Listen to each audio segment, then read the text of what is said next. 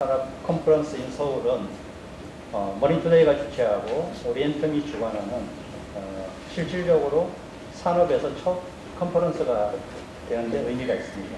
그래서 여러 연구자님들하고 과학자님들을 모시고 실질적으로 한국의 그 양자산업이 어느 수준에 와 있고 또 연구는 어느 정도 해왔고 정부에서는 어떤 정책을 가지고 있고 이것이 산업으로 저변 확대가 될 수 있는 그런 방법을 좀 모색해보자 라는 그런 의미에서 이 자리를 마련했습니다.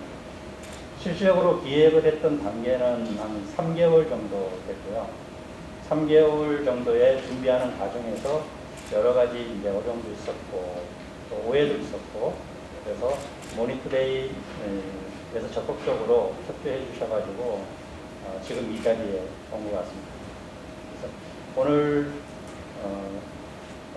일부에서 유영민 장관님이 얘기해 주신 상상력이 미래를 연다라는 그런 어떤 말 자체가 굉장히 키워드가 된 것 같아요. 그리고 여러 이제 과학자님, 교수님들이나 섹션 발표에서 지금까지 한국의 양자 산업의 어떤 연구 과제나 레벨을 말씀해 주신 것 같아요. 그 글로벌 시장에서 IBM이나 구글이나 마이크로소프트 여러 큰 회사들이 투자하고 개발해 온 역사와 내용을 봤을 때 한국은 이제 시작이라고 생각합니다.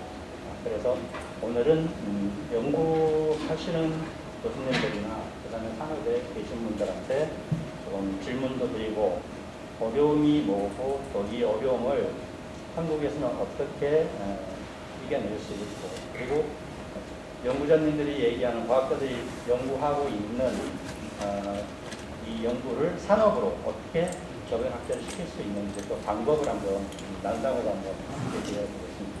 그래서 지금 처음으로 양자 컴퓨터 쪽에 먼저 체크를 한번 해볼게요.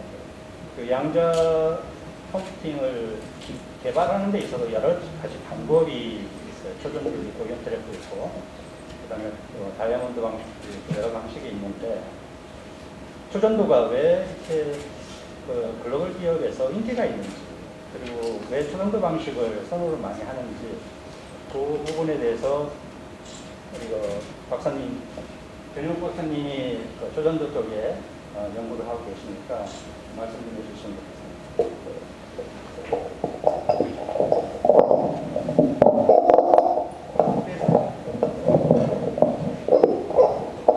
네.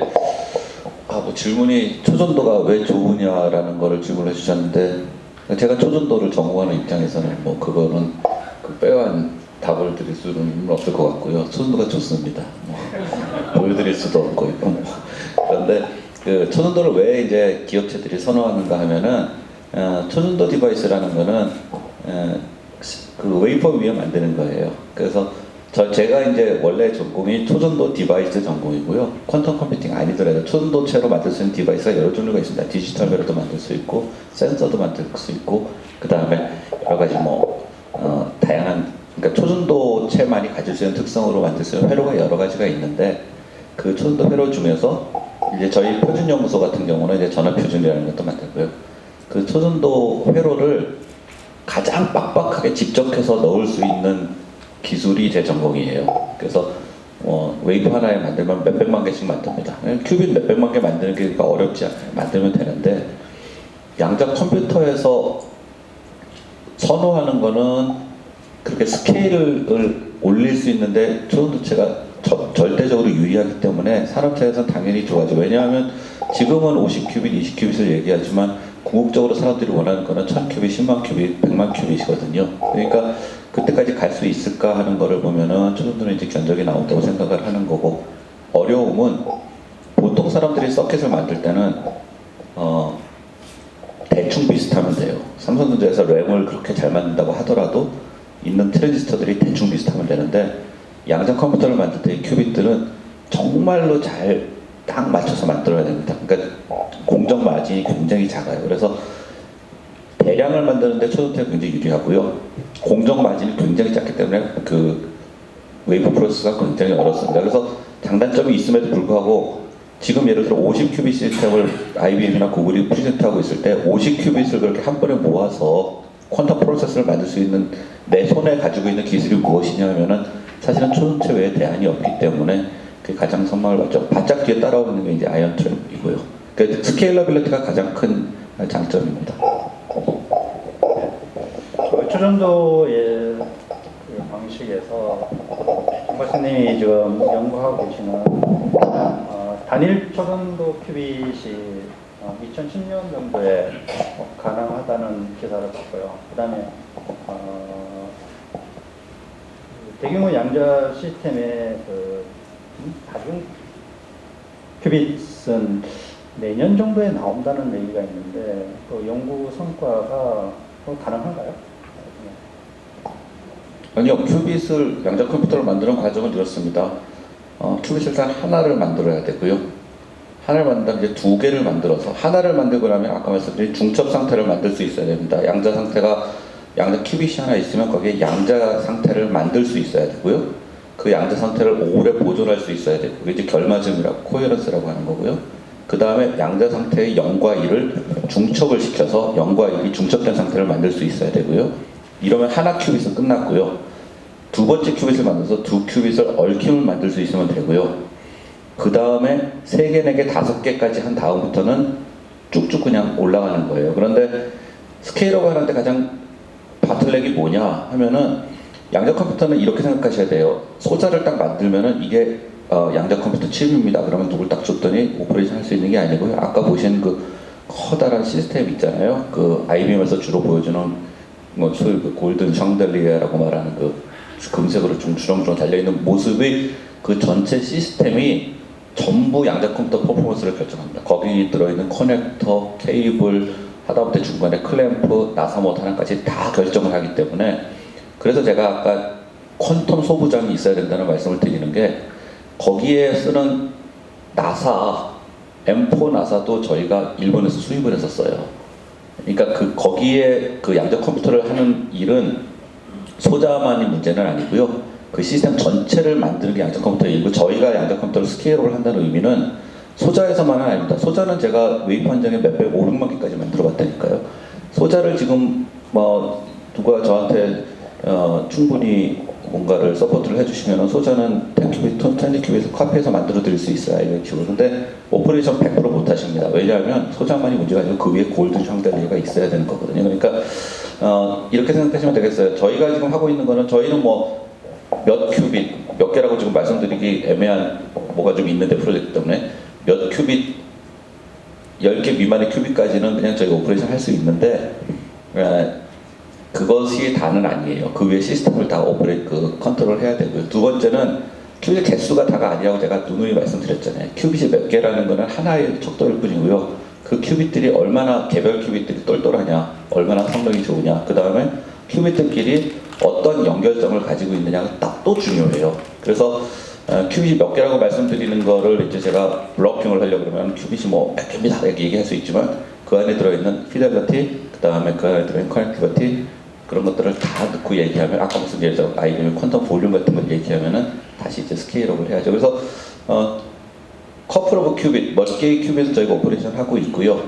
거기서 이제 얼마만한 성능 지수를 할 거냐 하는 거는 이제 앞으로 한 3년 이제 해야 될 일이 남아 있는 거죠.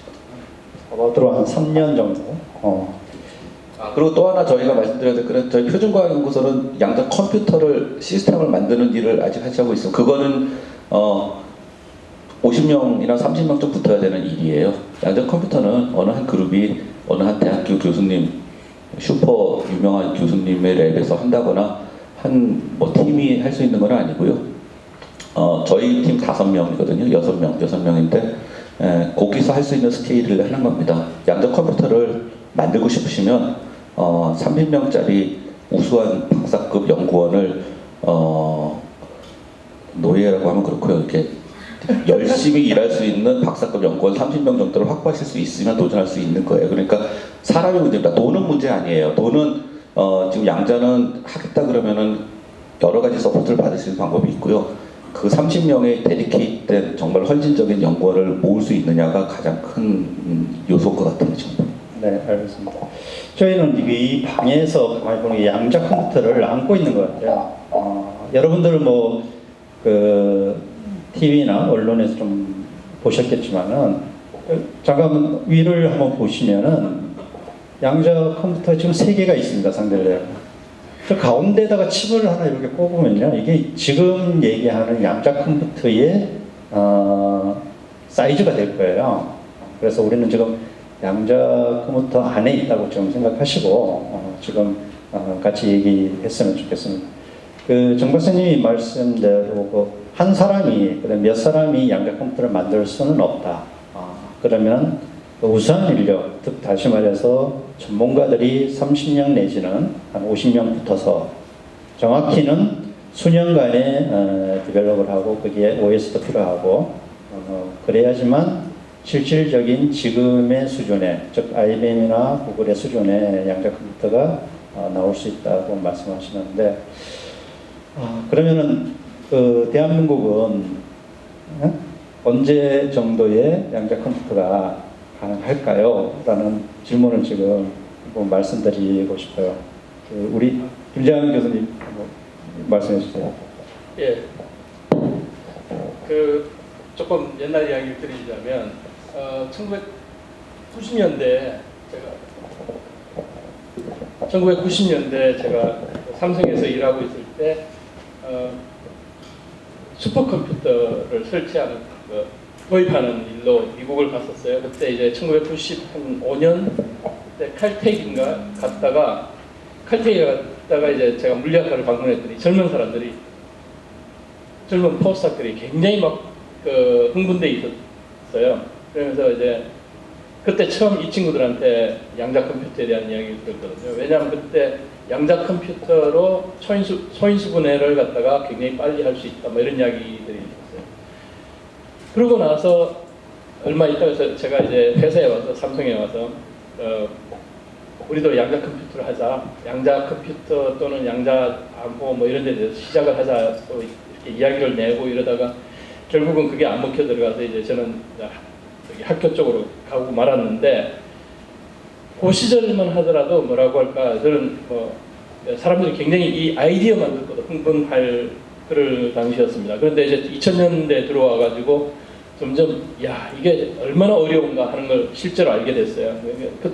그러니까 이제 정연욱 박사님께서 지금 초전도 서킷으로 하고 있지만 1990년대 말에 우리나라에서는 초전도로 하던 다른 양자 컴퓨터가 아니라 이 뇌자도 같은 거 하는 스퀴드라는 초전도 서킷 이런 쪽 하던 분들이 삼성에도 있었고 LG에도 있었고 서울대학교에도 있었고 여러 군데 여기저기 하고 있었는데, 우리나라는 이거 돈 안 된다고 다 문 닫을 때였습니다. 다 문 닫고 났더니 1999년에 일본의 나카무라가 큐빗, 초전도 큐빗을 처음 만들었거든요. 그래서 네이처 페이퍼에 나왔습니다. 근데 지금 그 이후로 그런 상황을 보면서 우리는 굉장히 이거 굉장히 우리 전부 다 흥분돼 있고 이런 상황에서 조금 있다가 이 큐빗을 갖다가 개수를 늘리는 것뿐만 아니라 이거 큐빗을 양자 상태를 유지하는 게 얼마나 어려운가에 대해서 알게 됐거든요. 그래서 지금 굉장히 어려운 상황이 와서 저는 요즘 honeymoon is over 이렇게 이야기하고 다닙니다. 그러니까 이제 미룰 기간은 끝났다. 그러니까 앞으로 이게 해야 될 일이 어마어마하게 실질적으로 양자 컴퓨터를 만드는 게 얼마나 힘든지 알게 됐다. 그런데 여기에 지금 IBM이나 구글이나 이런 데서 일하는 사람한테 제가 honeymoon is over 그러면 화를 냅니다. 무슨 소리냐, 이제 진짜 본격적으로 시작하는 건데.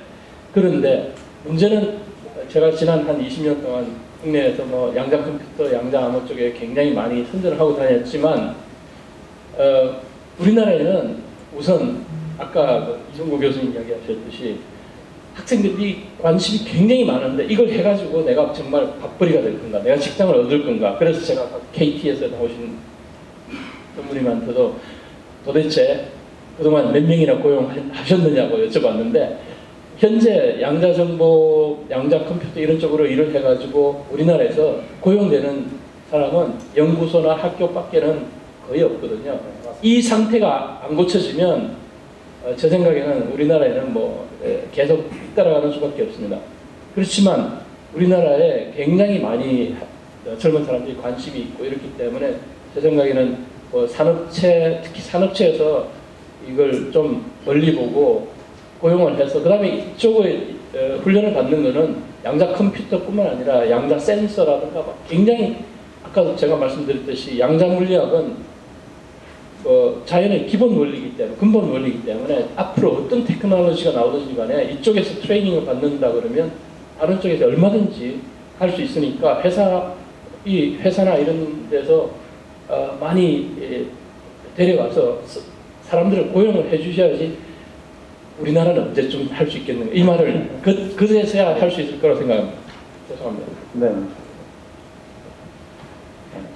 결국은 그 양자 인프라에 대한 어떤 투자 그리고 접근학대 그리고 산업에서 많은 관심을 가져줘서 양자 인프라를 조율할 수 있도록 그런 어떤 환경을 만들어주는 게 가장 중요하다고 생각합니다. 제가 개인적으로 양자 쪽에 관심을 가지고 지금까지 고민해 온 게 4년 정도 됩니다. 4년 정도 되는데 한 발자국도 못 나갔어요. 그게 왜 그런 이유가 있냐면은 김장훈 교수님하고 일맥상통한데 연구소의 연구소장급을 인크루팅 할 때 소장급도 없지만은 외국에서 들어올라 하면은 장비 부분이나 세팅 부분들이 다 완벽하게 돼 있고 그 다음에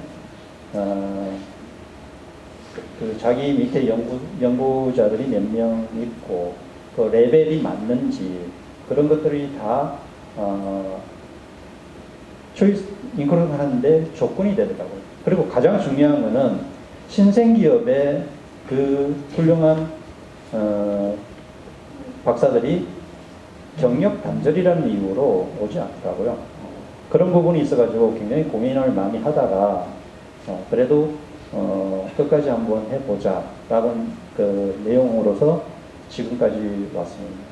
그래서 나중에 그 인프라 구성이나 그런 부분들은 다시 한번 얘기를 나누시고요. 그 부분에서 지금 요즘 한참 이슈가 되고 있는 글로벌 기업에서의 양자 우위에 대한 이슈가 굉장히 저번 주부터 이슈화가 된 것 같아요. 여기서 지금 IBM에서 화영주 IBM Q 앰버서더 실장님이 와 계시는데요. IBM이 퀀텀 컴퓨터 기술 부분에서 IBM Q의 장점이랄까요? 그리고 경쟁사들하고의 어떤 차이가 있는지 그거를 좀 설명. 오늘 이렇게 세션에서 여러 번 좀 언급이 되긴 했는데요. IBM Q에 대해서 잠깐 좀 소개를 드리면 IBM Q는 IBM이 개발한 초전도 기반의 세계 최초의 검용형 양자 컴퓨터고요. 처음 만든 게 2016년 5월에 저희가 5큐빗으로 시작을 했습니다. 그리고 이후에 1년 뒤에 2017년 5월에 16큐빗, 9월에 20큐빗, 11월에 50큐빗 프로토타입을 이제 발표를 했고요. 그리고 올해 2019년 9월에 53큐빗을 이제 공식적으로 발표를 한 상태입니다. 이렇게 이제 큐빗 수가 굉장히 빠른 속도로 늘어나고 있고요. 그 퀀텀 볼륨이라고 하는 성능 측면에서도 매년 2배씩 성능이 향상이 되고 있습니다. 생각하시는 것보다 훨씬 빠르게 지금 이제 IBM 컴퓨터가 발전을 하고 있고요. 그 차별점, 다른 저희 경쟁사와의 차별점이라고 하면 사실 하드웨어적으로는 여러 가지 논란이 있기 때문에 좀 비교하기가 어렵지만 저희가 말씀드릴 수 있는 거는 이제 IBM의 컴퓨터는 양자 컴퓨터는 그 연구실의 환경에서 넘어서서 그 전 세계 누구나 이 실제 양자 컴퓨터를 접근해서 사용해 볼 수 있는 그런 환경을 제공하고 있다라는 것이 저희 어떻게 보면 차별점이라고 말씀을 드릴 수가 있을 것 같습니다. 그래서 지금 현재는 그 IBM-Q 익스피리언스라는 그런 그 클라우드 플랫폼을 통해서 5큐빗하고 16큐빗은 누구나 무료로 사용을 하실 수가 있고요. 그리고 IBM-Q 네트워크에 들어가 있는 회원사분들은 가장 최신의 그리고 가장 우수한 성능의 컴퓨터를 실시간으로 사용을 해보실 수가 있습니다. 네. 네. 그러면 그 IBM-Q 네트워크 중에 볼륨을 좀 나누자면 IBM-Q 허브 섹션이 있는데 IBM 허브는 지금 전 세계적으로 대륙을 상대로 배치를 하고 있는데 그 의미하고 그다음에 IBM-Q가 갖는 뭐 장점이랄까요? 그거를 좀 설명해 주세요. 저희가 이제 IBM에서는 이 양자 컴퓨팅 그 생태계 구축 그리고 저변 확대를 위해서 IBM-Q 네트워크라는 파트너십 프로그램을 운영을 하고 있고요. IBM-Q 허브는 그 파트너십 프로그램의 한 일환이라고 보시면 될 것 같습니다. 그래서 그 Q 허브는 이제 국가별로 지정을 하고 있고요. 그래서 어떤 그 해당 국가에서 양자 컴퓨팅 연구를 위해서 뭔가 인프라를 구축을 한다든지 커뮤니티를 이제 조성하려고 할 때 IBM의 자원과 그리고 IBM이 가지고 있는 교류 네트워크를 지원해드리는 그런 프로그램이라고 이제 보시면 될 것 같고요. 그 허브는 주로 그 해당 국가의 양자 컴퓨팅 연구에 대한 역량을 갖춘 그런 기관을 이제 허브로 선정을 합니다. 그래서 주로 대학교들이 이 허브로 많이 이제 되고 있고요. 그 허브를 통해서 해당 지역의 양자 컴퓨팅에 대한 연구가 이제 허브와 함께 IBM과 허브와 함께 이제 진행이 되는 이제 그런 형태로 운영이 되고 현재 저희가 전 세계적으로 9군데 정도 이제 허브가 있습니다. 네. 그 중에 그 한국의 기업도 네. 있다고 들었습니다. 네. 저희가 아쉽게도 아직 한국에는 허브가 없고요. 그렇지만 이제 저희가 뭐 시기를 정확하게 말씀드릴 수는 없지만 국내에 이 허브를 이제 유치를 하기 위해서 국내 기관들과 많은 논의를 하고 있습니다.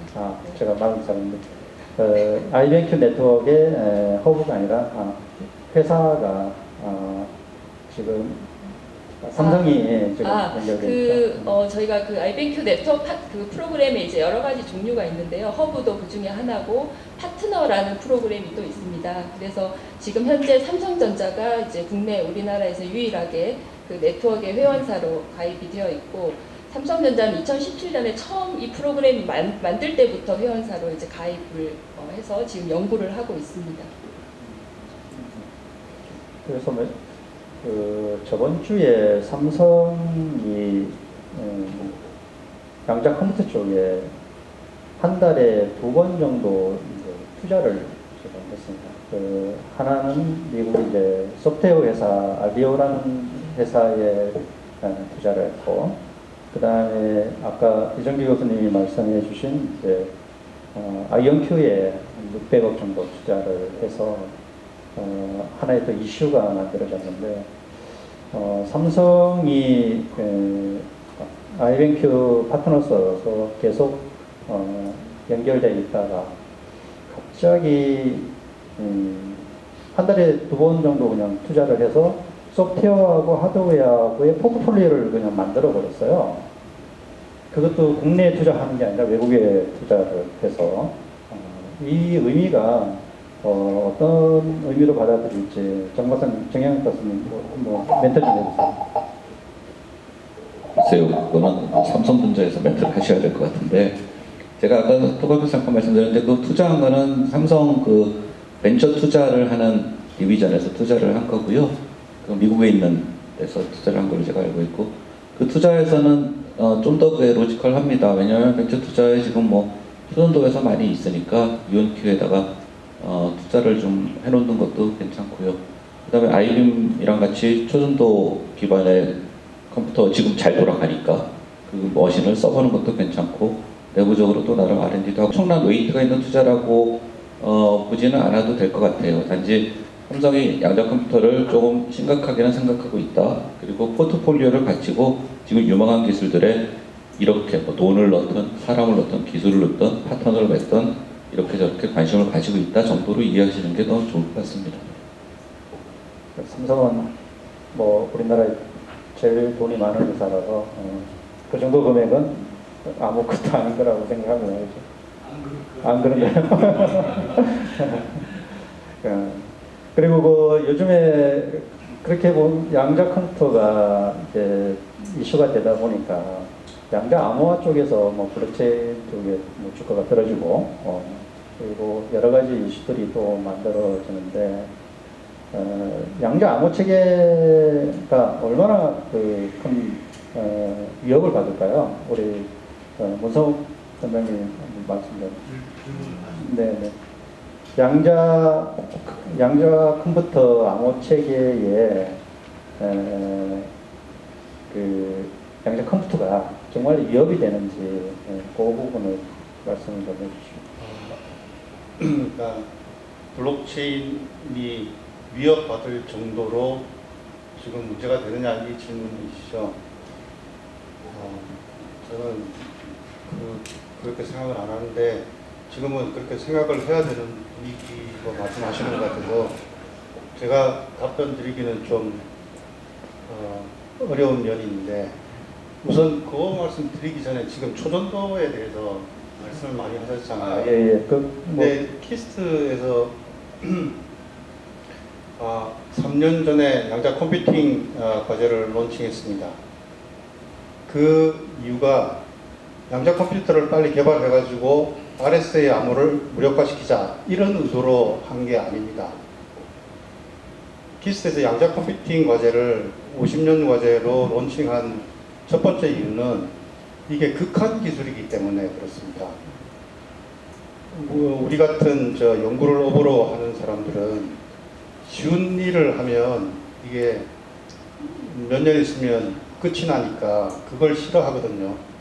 그러면 몇 년 해도 안 될 만한 걸 갖다가 토픽으로 잡기를 원하고 그거 경영자도 마찬가지입니다. 그래야지 우리 연구소의 존재 이유가 있으니까. 그래서 택한 게 양자 컴퓨터인데 우리한테 그걸 갖다가 이제 뭐 상의도 없이 시작을 했습니다. 우리가 선택해야 되는 게 그럼 우리가 초전도로 할 거냐 무슨 피지컬 시스템으로 이걸 할 거냐를 가지고 3년 동안 싸웠습니다. 근데 큐빗을 만드는 일은 비교적 쉬운 일이에요. 우리는 몇백만 개도 만들 수 있습니다. 그런데 문제는 뭐냐면 이게 indistinguishable 해야 됩니다. 큐빗 A하고 큐빗 B가 인탱글먼트 상태를 유지를 해야 되는데 그러기 위해서는 특성이 똑같아야 됩니다. 100%.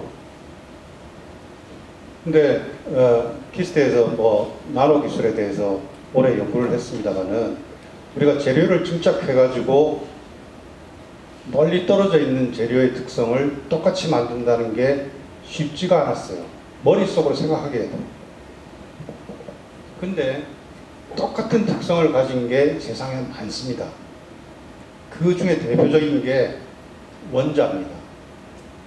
원자 하나를 갖다가 허공에 띄워놓고 또 똑같은 원자를 허공에 띄워놓으면 그 특성은 똑같습니다.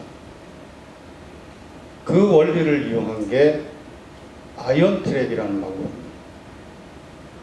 진공 중에서 전기장을 잘 컨트롤 해가지고 아이온을 갖다가 띄워놓고 거기다가 레이저를 조사해가지고 거기서 나오는 빛을 이용해가지고 다른 큐빗하고 인탱글먼트를 시키고 하는 일들을 많이 했고 그게 아이언 트랩이라는 방식이고 삼성이 투자한 그 방식입니다. 근데 우리가 그 길을 따라가지 않은 이유가 뭐냐면 이게 허공에 떠 있단 말이죠.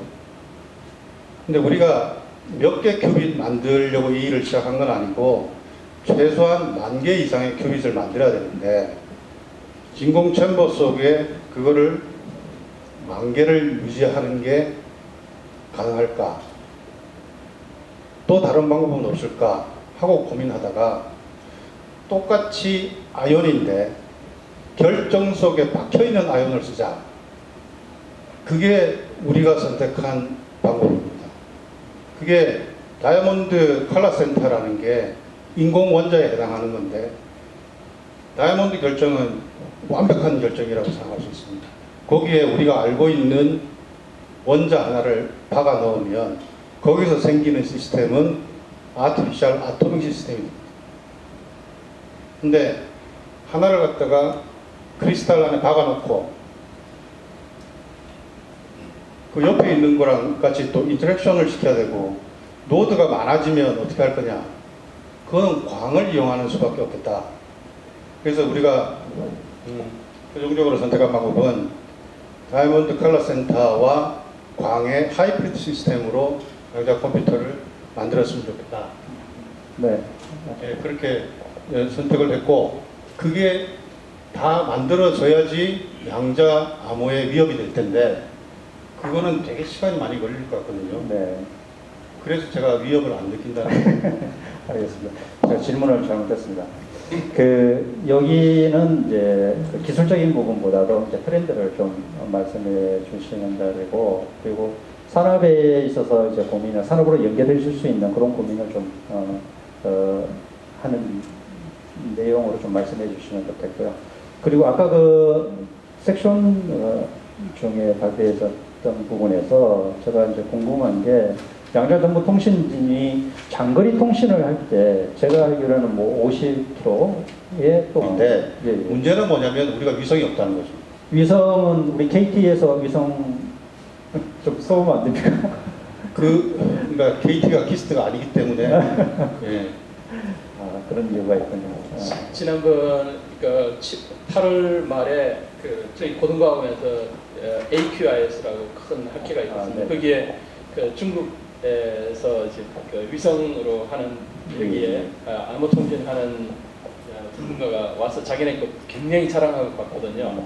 거기에서 사실 지금 어떻게 보면 그 미국하고 중국하고 사이에 마치 1960년대 미국하고 소련 사이에 그 뭐죠 스푸트니크에서부터 아폴로호에 이르기까지 우주 전쟁 붙은 것 같이 지금 미국하고 중국 사이에 그 양자 이 전쟁이 붙었다고 볼 수가 있습니다. 그래서 중국은 처음에는 북경에서 샹하이까지 2,000km 양자 암호망을 갖다가 그것도 뭐 양자 중계기가 아니라 그냥 그 트러스티드 노드라고 해가지고 아주 쉬운 방법으로 연결을 했고, 그 다음에 그 조금 전에 말씀드렸지만 그 묵자호 위성에서 이제 인탱글먼트도 하기도 하고 또 양쪽에 그냥 싱글 포톤으로 하기도 하고 하는 그걸 다 데몬스트레이션 했습니다. 그랬더니 이제 미국에서 작년에 미국 국회에서 내셔널 퀀텀 이니셔티브 이래가지고 법도 트럼프 정부에서 법을 이제 막 통과시켰어요. 시작을 했거든요. 자, 그런데 중국은 또 문제가 있어요. 지금 이 우선 몇 년 전에 찰스 베넷이라고 그 양자 암호를 발명한 사람이 저희 고등과학원에 와서 이 컨퍼런스를 할 때 기자 한 분이 와서 물어봤어요.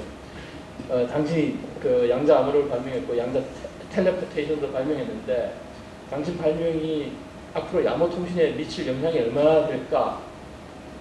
참고로 그 찰스 베넷은 IBM에 있습니다. 미국. 그랬더니 이분이 very little 이러더라고요. 그 물어본 기자가 굉장히 당황을 했어요. 자, 그럼 이거 어마어마하게 달라질 줄 알았는데, 그러니까 이게 발명한 사람이라도 그 기술이 미칠 영향에 대해서 보는 관점은 굉장히 다른 거예요. 그분은 그냥 호기심 네네. 또는 뭐 새로운 것에 대한 그 이런 거는 크지만 또 네. 산업적인 전망 이런 거에 대해서 네. 굉장히 다를 수 있습니다. 근데 중국이 지금 저렇게 위성하고 그다음에 상하이하고 북경하고 사이에 했다고 하지만 그것에 대해서 중국 내에서도 약간은 의심하고 있는 것 같아요. 저게 정말로 시장성이 있을 건지 과학적 가치가 네. 있을 건지. 왜냐하면 중국 상당히 고위층에 있는 그 학자들, 그러니까 직접 관련되지 않은 분들 사이에서 야 이게 우리가 여기다가 돈을 어마어마하게 꽂고 있는데 정말 이게 쓸모가 있을 건가. 그다음 또 다른 하나는 중국 정부는 한마디로 그 민간이 철저한 보안 통신을 가지기를 원치 않는 사람들이에요. 네. 그러면 그 고객이 누구겠어요? 결국은 중국 정부하고 중국 뭐 군, 예, 뭐, 그렇죠. 뭐 이런 정도가 될 겁니다. 네. 그럼 중국 제품을 다른 나라 판다? 그럼 다른 나라가 살까요? 그러니까 지금 이 중국에서 개발하는 양자 암호 기술은 결국은 자신들의 과학 기술 능력이 이렇게 뛰어나다. 이게 제일 큰 목적이고 그게 정말 중국 정부가 사용할까? 저는 그건 잘 모르겠습니다. 그 다음에 예. 미국에서는 오히려 그게 오히려 더 실용적인 접근을 하는 것 같아요. 그래서 오히려 양자 암호 통신 쪽은 유럽 사람들이 더 관심이 있고, 그 다음에 양자 컴퓨터로 이걸 갖다 공격을 할 수 있느냐 여기에 대해서 이제 미국의 RSA 그 세 사람 이름을 딴 건데 샤밀 에이들만 이름가 리걸 예, 그 사람들이 발명한 건데 그 연구소에서 앞으로 진정한 암호 통신을 하기 위해서는 양자 암호 통신으로 해야 한다라고 네. 이야기를 했어요. 그리고 미국 NSA라고 지금은 이제 많이 알려지는 National Security Agency인데 네. 스노든이 있었던 일하는 네. 그 기관인데 거기에서 2년 전에 그렇게 권고를 했습니다. 지금 현재 우리가 쓰고 있는 암호 통신은 이제 앞으로 정말로 여러 가지 양자 컴퓨터가 만들어지면 확실히 못 쓰게 되는 거고 여러 가지 위험하다. 그러니까 앞으로 다른 암호 기술을 개발해야 된다. 그게 양자 암호 기술이 될 수도 있고 아니면 또 양자 암호 기술이 아닌 또 다른 종류의 수학적 암호, 네. 포스트 퀀텀 크립토그래피가 하는데 네. 그런 게 될지도 모른다. 그러니까 아직까지 여러 가지 방향이 있습니다. 그러니까 아직까지도 우리가 여기에 해결되지 않은 이슈들이 많이 있습니다. 그러니까 그런 부분에 대해서는 사실 학자들한테 이게 어떻게 될까 이런 거 묻는 것보다는 학자들이나 아니면 기술자들은 그런 걸 개발하고 그 다음에 오히려 산업 전망을 하는 이런 분들이 이 분야가 어떻게 될 건가를 좀 네. 보고 그 다음에 그런 데서 아이디어들을 서로 모아나가야 될 거라고 생각합니다. 그 말씀 드렸지만 어차피 중국은 양자 암호의 어떤 산업의 구성을 정부가 주도하고 있고 그래서 어떤 스피드가 좀 있고 그리고 예산도 많이 편성되는 걸로 알고 있습니다. 그리고 내년에는 중국 양자 정부 연구소가 공식적으로 오픈하는 걸로 지금 알고 있고요. 그래서 뭐 미국 같은 경우에는 거기에 반해서 작년 12월 달에 트럼프 정부에서 또 법안을 통과시켜서 1조 한 2, 3천억의 예산을 잡아가지고 지금 뭐 디벨롭을 하고 있고 그런 입장에서 어쨌든 대한민국도 어떤 부분에서 액션이 좀 있어야 되지 않느냐라는 생각은 지금 하고 있습니다. 그리고 좀 분위기를 좀 바꿔봐서 지금 대학교에서 오신 분은 이준규 교수님 계시는데 아까도 잠깐 그 섹션에서 말씀하셨는데 연구자들이 이제 인프라를 형성하는 데 있어가지고 학교에서 뭐 수업은 듣는데 그 다음 단계로 못 넘어간다. 이게 그 산업이 만들어지지 않은 건지 아니면은 양자에 대한 연구가 힘든 건지 아니면은 그 뭐 예산이 부족한 건지 어떤 건지 말씀 좀 한번 해주세요. 아무래도 모든 것들이 다 영향이 있겠죠. 근데 제가 이제 관찰한 거는 학생들이 양자 정보라든지 양자 컴퓨팅을 해보겠다고 생각을 하는 오는 학생들은 사실 굉장히 똑똑한 학생이에요. 정말 내가 뭐 이런 분야에 그래서 자신 있게 해볼 만한 뭐든지 잘할 수 있다. 그런 똑똑한 학생들이 사실 왔었는데 그 학생들이 이제 이 분야로 진입을 해야 되는데 그 분야 이 학생들에게는 사실상 이제 자기가 볼 때는 굉장히 많은 초이스를 갖고 있는 거예요. 더군다나 똑똑한 학생들 와서 들어가 보고 그래서 이제 흔히들 선택하는 게 요즘 뭐 AI가 한창이니까 AI로 다들 몰려가는 그런 추세입니다.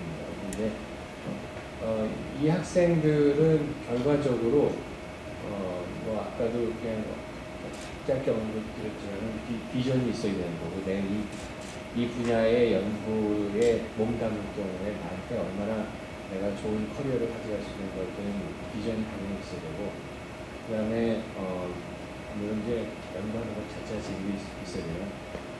연구하는 거, 학생들이 연구하는 것 자체에 대해서는 그렇게 어려움을 느끼지는 않는 것 같아요. 저는. 네. 빨리 배우기도 하고. 그리고 이 학생들이 또 정말 뭐 자신 있어서 재밌어하는 학생들이 많아요.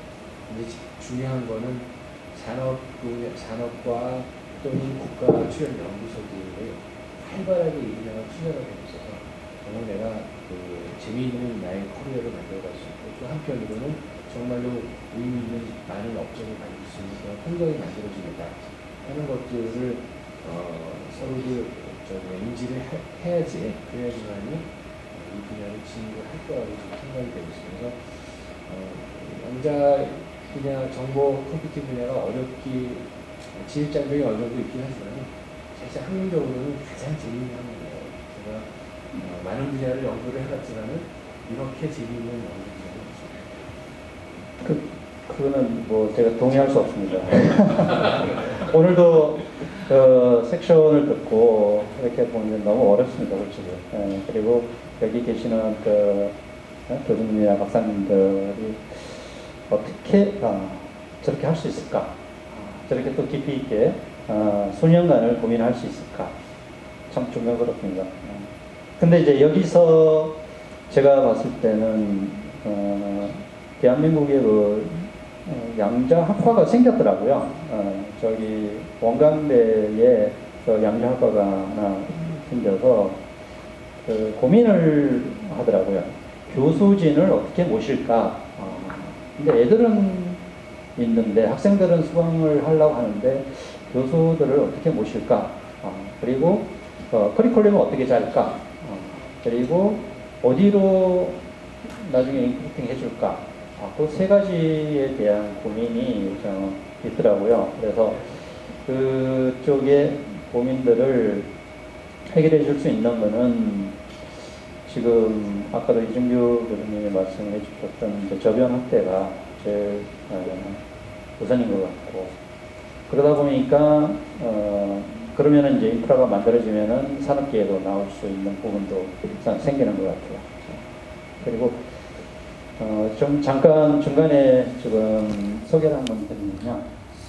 원래 IBM에서는 다른 분이 오시기로 되어 있었습니다. 제가 책자에 보시면은 신창호 IBM 아시아팩시빅 IP 본부장님이 오시게 됐는데 저희 주제 내용이 IBM 컴퓨터 쪽에 주제가 분량이 많다 보니까 박영주 IBM Q 엠버서더 실장님이 오셨고요.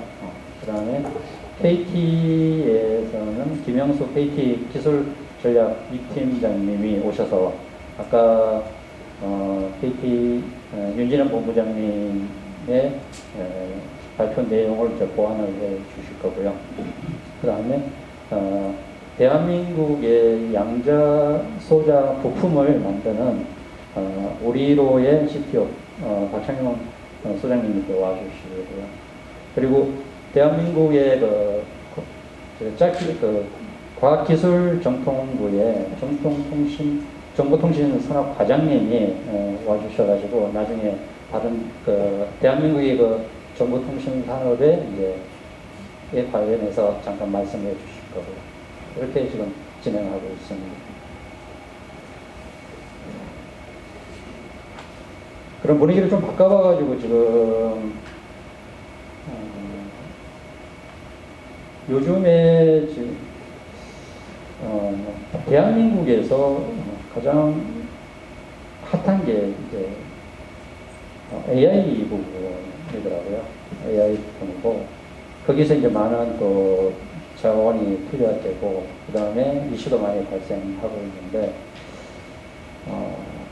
양자 컴퓨터면 양자 컴퓨터, 양자 통신, 양자 센서 쪽에 스타트업이 나올 수 있는 내용이 지금 가능한지, 그리고 스타트업이 나와도 지금 출연원이나 연구소하고 협업이 가능한지 그 부분에 대해서 지금 정영 박사님 말씀 좀 해주시겠어요?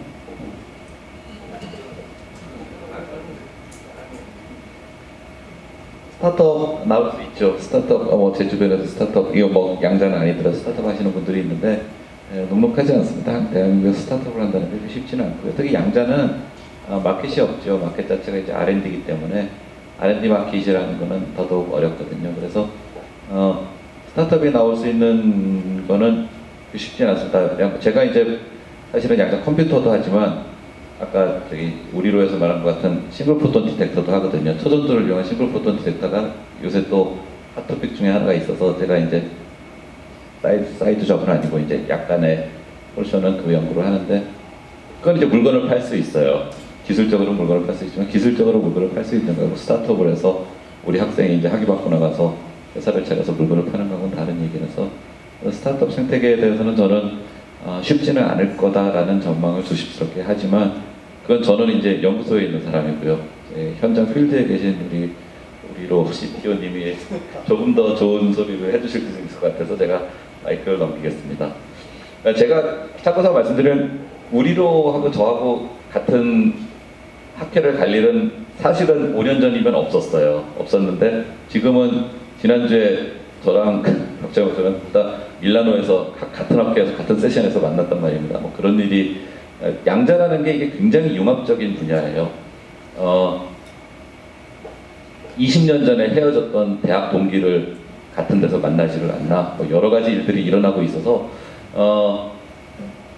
융합적인 파트이기 때문에 기회가 굉장히 많고요.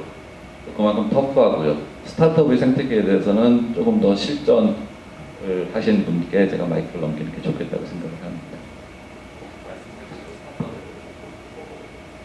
갑자기 스타트업에 대해서는 제가 검토를 생각을 안 해봤는데 저도 이제 사실 1999년에 에트리에서 나와가지고 스타트를 했는데 여러 가지 일로 인해 가지고 상당히 그 회사를 이렇게 한다는 게 어렵더라고요. 그래서 중간에 이제 제가 이제 우리로라는데 이제 그 기업으로 항복해서 들어가가지고 이제 지금까지 이제 오고 있는 거고요. 그래서 우리로라고 들어가서 하다 보니까 이제 새로운 기술도 이제 개발을 하고 그렇게 이제 할 수 있었습니다. 사실 제가 이제 저희들이 하는 것이 이제 단일 공작 검출 소자인데 이제 저희들이 기술이 이제 검출기 이제 리시버 쪽으로 양자모통신에 들어간 리시버 전체로 좀 확대를 하고 싶지만 그쪽에 기술이 좀 부족하거든요. 그 측정 기술이나 이런 쪽이 좀 부족하기 때문에 저희들이 소자를 가지고 공급하는 걸로 만족하고 있는데 사실은 이제 그 개발을 하는데 이제 그 돈이 많이 들잖아요. 스타트업이 하기는 상당히 어렵다고 생각합니다. 지금 하는 것도 제가 이제 한 에트리에서부터 한 20년간 꾸준히 해왔기 때문에 이제 쉽게 이제 좀 개발을 한 건데 지금 현재는 이제 지난주에 제가 싱글포톤 워크샵이라는 데서 논문 발표를 했지만 상당히 이거 월드탑으로 저희들이 지금 개발은 했습니다. 했고 월드와이드로 판매도 하고 있는데 이게 이제 그 시장이 크지 않다 보니까 이제 이제 시장이 이제 좀 이렇게 형성되는 과정이 있다 보니까 팔기가 상당히 어렵습니다. 그래서 회사에서 이제 들어가는 돈은 있는데 그래서 정부가 저는 지금 일을 좀 제대로 안 하고 있다고 생각합니다. 좀 많이 지원을 해줘야 되고 그다음에 이쪽에 이제 규제나 이런 걸 완화해가지고 정부가 이거 시스템을 써줘야지 우리가 시스템에다 공급을 하잖아요. 그래서 그런 쪽으로 좀 많이 좀 활성화를 좀 시켜주기를 저는 정부한테 바라고 있습니다. 그래서 그런 일들을 좀 해줬으면 좋겠고요. 스타트업 자체는 저는 많이 일어나야 된다고 생각하지만 일어나기가 쉽지는 않다. 나와가지고 하기가 쉽지 않다는 게 제 생각입니다. 한국의 스타트업은 어렵다.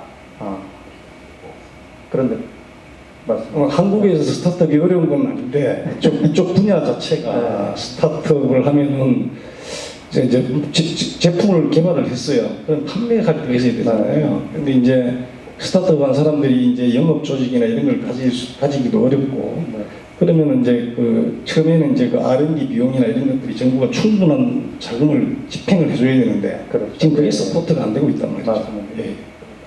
알겠습니다. 양자 쪽에 스타트업 하기가 만만치 않습니다. 근데 요즘은 뭐 삼성동이나 어디를 가봐도 이 사장들이 너무 많더라고요. 뭐 그래서 다 사장이고 그래서 좀 걱정되는 것도 있고 그렇습니다, 솔직히. 그래서 스타트업은 어렵다고 정리를 하고요. 저는 할 겁니다, 그래도.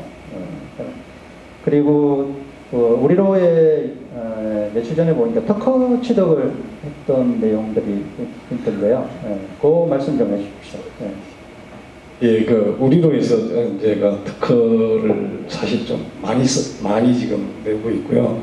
좀 이제 뒤늦게 이제 이쪽 분야로 이제 들어오다 보니까 사실 그 특허가 해외에서 특허가 많이 대부분이 많이 나와 있어요. 많이 나와 있는데 우리가 하다 보니까 이제 제가 이제 특징이 뭐냐면은 다른데 이제 해외에서 다른 데서 하는 거하고 전혀 다른 구조로 가다 보니까 이제 우리가 하면서 다른 회사들과 차별되는 그런 기술들이 개발이 돼요. 되다 보니까 이제 특허가 많이 나오게 되고 현재는 이제 저희들이 그 시장에 월드와이드 시장에서 이제 시장만 커지면 현재는 이제 떼돈을 벌 수 있는 그런 위치에 있는데 아직까지 이제 시장이 이제 얼마나 빨리 성숙해지느냐 이제 그런 것들이 있고요. 이번에 이제 사실은 아까 이제 유럽에서 1,500km 양자를 까는 거에도 도시바에도 저희들이 지금 공급하고 있거든요. 도시바에도 저희들이 공급하고 있고, 그 다음에 IDQ에도 저희들이 공급하고 있고 해서. IDQ. 예, 다 공급을 하고 있습니다. 그래서 이제 그런 쪽인데 이제 특허가 이제 앞으로 계속 나올 거예요. 지금 특허가 지금 계속 출원이 되고 있고요. 그 다음에 이제 저희들 기술이 하다 보니까 이제 저희들이 이제 저는 이제 자율주행 자동차에 근본적으로 라이다 시스템에 들어가는 리시버가 결국은 이제 단일 광자 검출 소자 형태의 의뢰 형태로 갈 거라고 저희는 추정을 하고요. 그렇게 될 수밖에 없습니다. 아이세이프티하고 여러 가지 관계에 있어서. 그런데 그쪽에 이제 기술을 조사를 하다 보니까 이제 특허가 거의 대부분이 특허가 다 나와 있고요. 국내에는 라이다 과제라는 거 이런 건 많이 진행이 됐지만 그 디바이스하고 연결된 그러니까 가장 원천 기술을 개발이 전혀 잘 안 돼 있거든요. 그래서 안 돼 있어서 그쪽에 지금 특허나 이런 것들이 다 해외 외국 회사들하고 다 오큐파이 돼 있어가지고 우리가 나중에 하더라도 특허를 피해갈 방법이 많지는 않습니다. 저희들이. 그럼 지금 양자 부품 소재를 지금 하고 계시는데 양자 컴퓨터 쪽의 부품 소재가 지금 저희가 포털에 올라가 있는 부품 소재 쪽에 포함이 됐나요? 양자는 부품 소재에 포함이 안 되고 있는데 그게 이제 예타가 이제 사실 그렇더라고요. 이제 2년 전에 우리가 예타를 한번 올렸는데 예타가 통과가 안 됐잖아요. 예타가 통과 안 되면 어떤 일이 벌어지냐면은 일반 과제도 없어집니다. 예타에 다 묶어서 올리다 보니까 그래서 양자 과제가 거의 없어졌다고 지금 보시면 되고요. 원래 이제 새로 생기고 있는데 그건 이제 정부가 좀 노력해서 이제 좀 이렇게 이제 생기고 있는데 저희 원래 예타도 빨리 통과해가지고 통과한 지원법도 지금 국회 계류 중이고 이런 것들이 빨리 좀 지원을 해가지고 양자 산업이 좀 해야 되고요. 제가 이제 한 가지는 아까 이제 양자 컴퓨터가 개발이 오래 걸릴 거라고 하는데 저런데 보면은 보통 한 2023년에 지금 지금 현재 암호치기가 해독이 된다는 그런 얘기들이 많이 있어요. 예, 구글이나 IBM에서도 그런데 홈페이지 나오는 것도 그렇고 제가 시장정보조사 자료도 보면 그렇고 그래서 이 국가산업에서 예를 들어 컴퓨터가 개발이 됐다 만약에 개발이 5년 후에 될지 모르지만 개발이 됐다. 그러면은 우리 데이터가 다 도청당할 거 아니에요. 도청당하잖아요. 그래서 이제 옛날에 일본하고 미국하고 태평양 전쟁할 때 미드웨이 해전에서 딱 일본이 우수한 무기 체계도 불구하고 친 게 딱 2가지 이유 때문에 있었거든요. 거기 첫 번째가 암호 해독 당한 겁니다. 그래서 이 암호가 해독 당하면은 국가 차원에서 전체적으로 무서운 일이 벌어지기 때문에 그거는 막아야 됩니다. 그러면 지금 부품들이 아까 도시바하고도 계약을 했는데 화이트라이트 들어가 있나요? 화이트 리스트에 들어가 있나요? 화이트리스트는 뭔데 지금 저희 부품은 우리가 하는 거는 우리가 판매하는 거기 때문에 우리나라에 화이트리스트는 아직 안 들어가 있는 걸로 알고 있습니다. 중국에서 양자의 아버지라고 하는 판지 안웨이를 스카웃할 때 그렇게 했답니다. 그쪽에 연구소에 있는 그림 한 점, 그 다음에 벤치 하나도 그대로 중국에다 세팅해놓고 그렇게 이제 스카우트를 했다는 일화가 있는데, 저희도 그 인프라가 구성이 안 되면은 외국에 우선 한국 과학자들이 많이 나가 있더라고요. 나가서 그분들의 힘을 모으면은 정말 이렇게 흩어져 있지 않고 각계에 정말 국가대표를 모은다면은 3년에서 5년 안에 뭐 50큐비트 오류율이 적은 지금 IBM 정도 수준의 양자 컴퓨터를 만들 수 있다, 가능하다라는 의견이 있는데, 이준규 박사님 어떻게 보십니까? 글쎄, 지금 현실적으로는 잘 안 될 거라고 이제 조심스럽게 이제 제가 의견을 드려야 되는데, 예를 들어서 중국의 예를 보면은 지금 한 4년 정도, 아까 제가 그 발표하면서 말씀드린 한 4년 정도 투자해가지고 그 초년도 양자 컴퓨터를 한 11큐빅 정도를 만들어내고, 그다음에 뭐 세계에서 가장 처음으로 양자 위성을 띄우고 그런 네. 시스템을 하는데요. 여기는 그 사람이 일단 많아요. 사람이 많고, 그다음에 한 분야를 시작을 한다고 해서 사람을 모으면은 정말 한 1000명 정도 모을 수 있고, 네. 그런 인력 측면에서 인프라가 좀 두툼한 편이에요. 근데 우리 국내는 지금 일단 뭐 국가가 좀 작은 것도 있지만은, 또 한편으로는 선호도가 지금 당장 산업화가 빠른 쪽에 훨씬 더 많은 선호도를 갖고 있고, 그래서 그렇게 인력이 형성이 잘 안 돼요. 그런 측면이 있고, 그래서 단순히 이거가 우리가 투자만 하고 시간을 정하고 투자를 하고 정책이 수립됐다고 해서 네. 반드시 우리가 이뤄낼 수 있는 그런 게 아니고, 정말 이 모든 사회적인 환경을 복합적으로 생각을 해서 네. 잘 계획을 해서 정말로 이 시장이 크게 성장하는, 급성장하는 그 시점에 맞춰서 네. 우리가 어떠한 좋은 위치에 있을 수 있는 그런 좀 정교한 전략이 필요한 그런 영역이라고 생각합니다. 한 예로서 인텔이 큐텍에 투자를 해서 2년 반 만에 칩을 만들어냈단 말입니다. 예. 네. 네. 큐텍에 투자를 해서 만든 게 아니고 큐텍이 이미 하고 있었으니까. 예.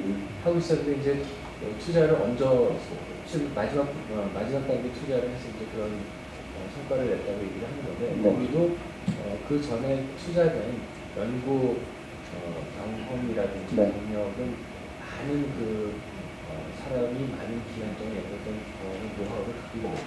근데 노하우와 IPI가 이런 것들이 다 갖춰져 있는 거고, 그런 측면에서 봤을 때 우리는 작은 국가가 네. 할 수 있는 것을 좀 잘 고민해서 디자인을 해야 됩니다. 작은 국가가 지금 반도체 기술을 가지고 있고요. 그죠? 그다음에 그 반도체 기술을 오가나이즈 할 수 있는 회사가 또 있고요. 그럼 그 큰 회사들하고 협업을 한다면은 빠른 시일 내에 우리도 뭐 성과를 거두지 않을까요? 그런 김재현 박사님 어떻게 작은 국가 어떻게든 만들어내려고. 네, 가능합니다. 네, 가능하죠. 근데 가능한데 네. 작은 네. 국가라고 하면은 오스트레일리아가 우리보다 훨씬 작은 국가거든요. 땅만 네, 같이. 맞습니다. 그런데 거기에는 우리보다 훨씬 잘 나가고 있고요. 네. 그다음에 거기 미셸 시몬스라고 지난번에 우리 학교 때 왔었는데 여기서 논의되지 않은 세미컨덕터로 세미컨덕터. 하겠다는 네. 어마어마한 프로젝트를 하고 있습니다. 그다음에 싱가포르 예. 우리보다 훨씬 조그만 나라입니다. 그렇지만 한 15년 전에 어마어마한 투자를 해가지고 유럽에 있는 훌륭한 학자들을 많이 데려오고, 그다음에 네. 중국에 있는 학생들 많이 교육시키고 이래가지고 지금 그 사람들이 전 세계에 막 퍼져 나가고 있거든요. 예. 근데 제 생각에는 어떻게 생각하면 우리나라는 나노라는 이름으로 반도체 그다음에 뭐 삼성 또는 현대 그다음에 SK 이런 데서 너무 잘한 것 같아요. 그쪽이 잘 되니까 구티어 이거 새로운 거 안 쳐다보고 하는 것 같은데 오히려 지금이야말로 그 사람 인적 자원도 많습니다. 굉장히 들어올 수 있고 그다음에 뭐랄까 정부에서 투자를 한다고 했을 때 네. 기업도 지금 삼성만 하더라도 굉장히 이렇게 강남 본 적이 많거든요. 네. 저도 지난 20년 동안 이전만 하면 한 번씩 불려가서 세미나하고 그렇게 해왔습니다. 근데 드디어 이제 작년부터 아마 네. 투자를 하는 것 같아요. 제 생각에는 지금 우리나라는 뭐랄까 성공에 대한 확신, 경험이 네. 너무 확실해가지고 아직까지 확실치 않은 거에 대해서 너무너무 두려움이 많은 거예요. 우리나라도 그렇고 네. 기업도 그렇고 그다음에 학생들도 아까 그러니까 내 미래가 불투명하니까 이쪽으로 가가지고는 안 하는 거예요. 맞습니다. 예. 그래서 제 생각에는 뭐 기업이나 특히 기업 하시는 분들 그다음에 정부 정책이라든가 학생들도 그렇고 다들 좀 더 불확실한 데 대해서 좀 이렇게 추진할 수 있는 그런 분위기가 필요할 것 같아요. 만약에 그것만 된다면 우리나라 돈도 많고 그다음에 뭐 굉장히 뭐 여러 가지 자원이 많거든요. 네. 할 수 있다고 생각합니다. 네. 단 말씀드린 대로 그 분위기가 제 생각에는 굉장히 변해야 된다고 생각합니다. 네. 그 대한민국 정부에서 최근까지 그 양자 쪽에 투자한 게 1,500억 정도 됐습니다. 그러니까 그 돈은 1,500억 한꺼번에 1,500억 얘기하면 많지만은 기간이 좀 오래됐고요. 그리고 계속 꾸준히 투자해 왔습니다. 노력을 해 왔고요. 근데 이거를 이제 어떻게 기초 연구에서 산업화를 시키고 IP를 만들 수 있느냐, 그리고 나중에 뭐 FA까지 갈 수 있느냐 이런 부분들에 대해서 연구자들은 출연이고 그리고 교수님이고 다 있는데 제가 아쉬운 거는 연구를 하시는 분들도 기업가 정신이 좀 있어야 되지 않느냐. 예. 그 제가 삼성종합기술원에서 이제 양자 컴퓨터, 양자 암호 쪽을 하자고 제가 이제 사장님 앞에서 발표했을 때가 1990년대 후반인데 그때 들었던 부사장 중에 한 분이 저한테 끝나고 나서 저한테 와서 그러더라고요. 당신이 그 팀을 만들면 그 팀원들 미래를 당신이 책임져 줄 수 있느냐. 근데 그 부사장이 누구냐 하면은 IBM 왓슨에 있던 분이에요. 네. 그러면서 하시는 이야기가 지금은 뭐 노벨상 후보로까지 거론되는 찰스 베넷이 네. IBM에서 그 양자 쪽으로 막 이렇게 곽광을 받기 전까지 거의 20년 동안에 네. 거의 노바디처럼 살았답니다. 네. 당신이 그러면서 그렇게 힘들게 인정받지도 못하면서 그렇게 견디낼 수 있겠느냐. 그 다음에 당신뿐만 아니라 같이 일하는 연구원들을 이렇게 데리고 네. 바람막이를 해줄 수 있겠느냐. 근데 사실 우리나라에서 굉장히 어렵거든요. 네. 예를 들면 애트리에서 우리나라 뭐 문성욱 박사님도 그 양자 암호를 했지만 그 애트리에서 양자 암호를 2005년에 하신 분이 있어요. 네. 저하고 같이 프로젝트를 했는데 그분은 결국 그 같이 일할 수 있는 연구원을 갖다가 이렇게 뭐랄까 프로모트 시키지 못해가지고 네. 결국은 손 틀고 나갔어요. 네. 그러니까 우리나라에 벌써 지난 20년 동안 엄청나게 많은 사람들이 해보자 했지만 결국 안 됐거든요. 네. 근데 제 생각에는 이제는 이제 이렇게 결국 해주시고 이런 모임도 해주시고 하니까 한번 이 분위기가 이제 만들어지는 것 같아요. 이거는 근데 네. 결국 외부적인 요인에 의해서 된 겁니다. 네. 왜냐하면 중국이 잘한다, 미국이 잘한다, 유럽이 잘한다 이러니까 지금 와서 이렇게 하는 거거든요. 네. 그래서 제 생각에는 조금 더 이니셔티브를 줄 수 있는 것하고 그 다음에 여기에 진짜 들어가는 사람은 거의 자신의 그 커리어를 걸고 하는 거거든요. 그렇죠. 저도 그렇습니다. 회사에서 그냥 있었으면 월급 많이 받고 이렇게 갔을 텐데 손 틀고 나와서 그냥 네. 시작을 했거든요. 20년 전에. 네. 그러니까 그런 뭐랄까 이 우리말로 영어로 커미트먼트 한다고 할 때 그런 자세가 정부나 기업이나 아니면 어떤 개인 연구자 이런 사람들한테 있을 수 있도록 하는 그런 그게 필요할 거라고 생각합니다. 네, 최근에 저희가 예. 이제 뭐 여러 가지 생각이 있습니다. 근데 뭐 이제 가볍게 좀 말씀을 드리면 저희가 이제 표준연구소에서 제가 양자 컴퓨터 한 2010년도 정도부터 했어요. 그래서 2010년도를 이렇게 한번 이렇게 옛날을 함께 보시면 2010년도에 양자 컴퓨터 하겠습니다. 그 저희 부장님한테 가면은 그건 뭐야, 그거 뭐냐, 뭐 되긴 되는 거냐, 뭐 당연한 리스폰스잖아요. 근데 그렇지 않았고요. 10년 동안 꾸준히 다행히도 보호받으면서 내공을 쌓을 수 있었던 찬스가 있었던 게 이제 저희는 감사한 거고, 반면 또 하나는 돈은 문제가 아니에요. 뭐 정부 출연료가 돈이 많다는 의미가 아니고요. 제가 이제 뭐 친구들하고 이제 농담삼아 얘기하는 것 중에 하나가 이제 영화 타짜 보시면 정마담이 호구들은 판돈이 모자라서 진다고 생각한다고 그 말이 나와요. 그게 아니거든요. 판돈이 모자라서 지는 게 아니고 패가 안 좋아서 화투를 못 치니까 지는 거거든요. 잘 쳐야 되고요. 화투를 치려면. 또 하나는 치려면 손모가지를 걸고 치는 겁니다. 그냥 재미로 치는 거 아니고요. 정말 손모가지 걸고 판돈 다 걸고 치는 거고요. 10년 하면 결과 나와요. 그래서 제가 이 말씀을 드릴 수 있는 것은 양자 컴퓨터는 훨씬 더 긴 호흡으로 저희는 해왔고요. 지난 10년을 앞으로도 10년 해갈 거고, 제가 아까 다른 사이드로 그 단일 광자 검출기를 하는 거는 정말로 시작부터 상용화를 타겟을 하고 하는 프로젝트예요. 쉽지 않아요. 그것도 다른 엄청난 허들이 있어요. 그거는 시작부터 상용화를 타겟을 하고 했지만 허들이 있고요. 양자 컴퓨터, 양자 컴퓨터는 문제가 있는데, 제가 그냥 농담삼아 말씀드리는 것 중에 하나가 아까 뭐 여러 가지 스케일링로 말씀드렸잖아요. 셜커 블로는 결맞음 시간이 3년마다 10배씩 가는 거고요. 레벤스로는 큐빅 개수가 더블 익스포넨셜 가는 거고, 그 다음에 아까 이제 IBM의 그 퀀텀 볼륨 스케일링 로도 있어요. 퀀텀 볼륨이 1년에 2배씩 가는 거. 근데 이제 연옥스 로는 뭐냐 하면요. 양자 컴퓨터를 정말로 만들고 싶으시다면 큐빅 2개당 박사 하나씩을 갈아 넣어야 됩니다. 그게 제가 지난 15년 정도 그 퀀텀 컴퓨터 개발을 거의 IBM 팀, 구글 팀을 잘 알거든요. 거기 아는 친구들도 있고 해서 보면은 큐빅 2개 올라갈 때마다 박사 한두 명씩 꼭 추가돼요. 그래서 큐빅 그냥 정말 라이브하게 50큐빅 만들고 싶으면요. 박사 30명을 갈아 넣어야 돼요. 정확하게 구글 팀이 30명이고요. IBM은 그런 머신이 17대가 있어요. 한 200명쯤 있을 겁니다. 거기. 그러니까 이게 정말로 뭐 조그만 팀이 밤을 새고 하면 된다 이런 의미 아니고요. 뭐 돈을 때려놓으면 된다 이런 의미 아니고요. 정말로 우수한 PhD가 큐빅 2개당 한 명씩 데디케이트돼서 일을 해야 된다는 게 이제 제가 일하면서 느낀 농담처럼 얘기하는 하지만 스케일링 중 하나입니다. 네, 결국은 그 양질의 인프라가 만들어지고 그만큼 시간이 필요하고 좀 기다려줘야 된다.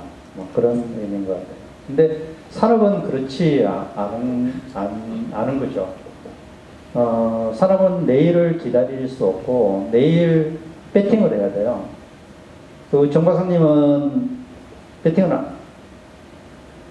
좀 기다릴 수 있지만은 산업은 내일 모레 월급을 줘야 되고요. 그 다음에 월급 안 내면 정부에서 제일 먼저 트러블이 옵니다.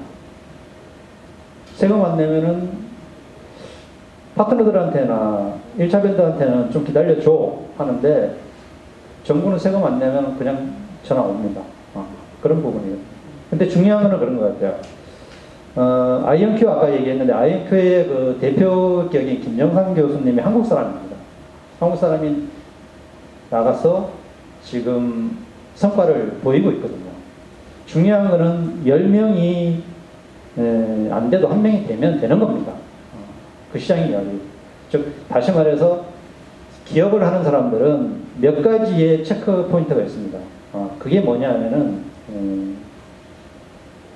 마켓 리스크, 시장이 열렸냐냐 그렇고, 그 다음에 테크니컬 리스크, 기술이 어느 정도 고도화됐고 뭐 가지고 있느냐 그런 부분, 그런 피플 리스크, 사람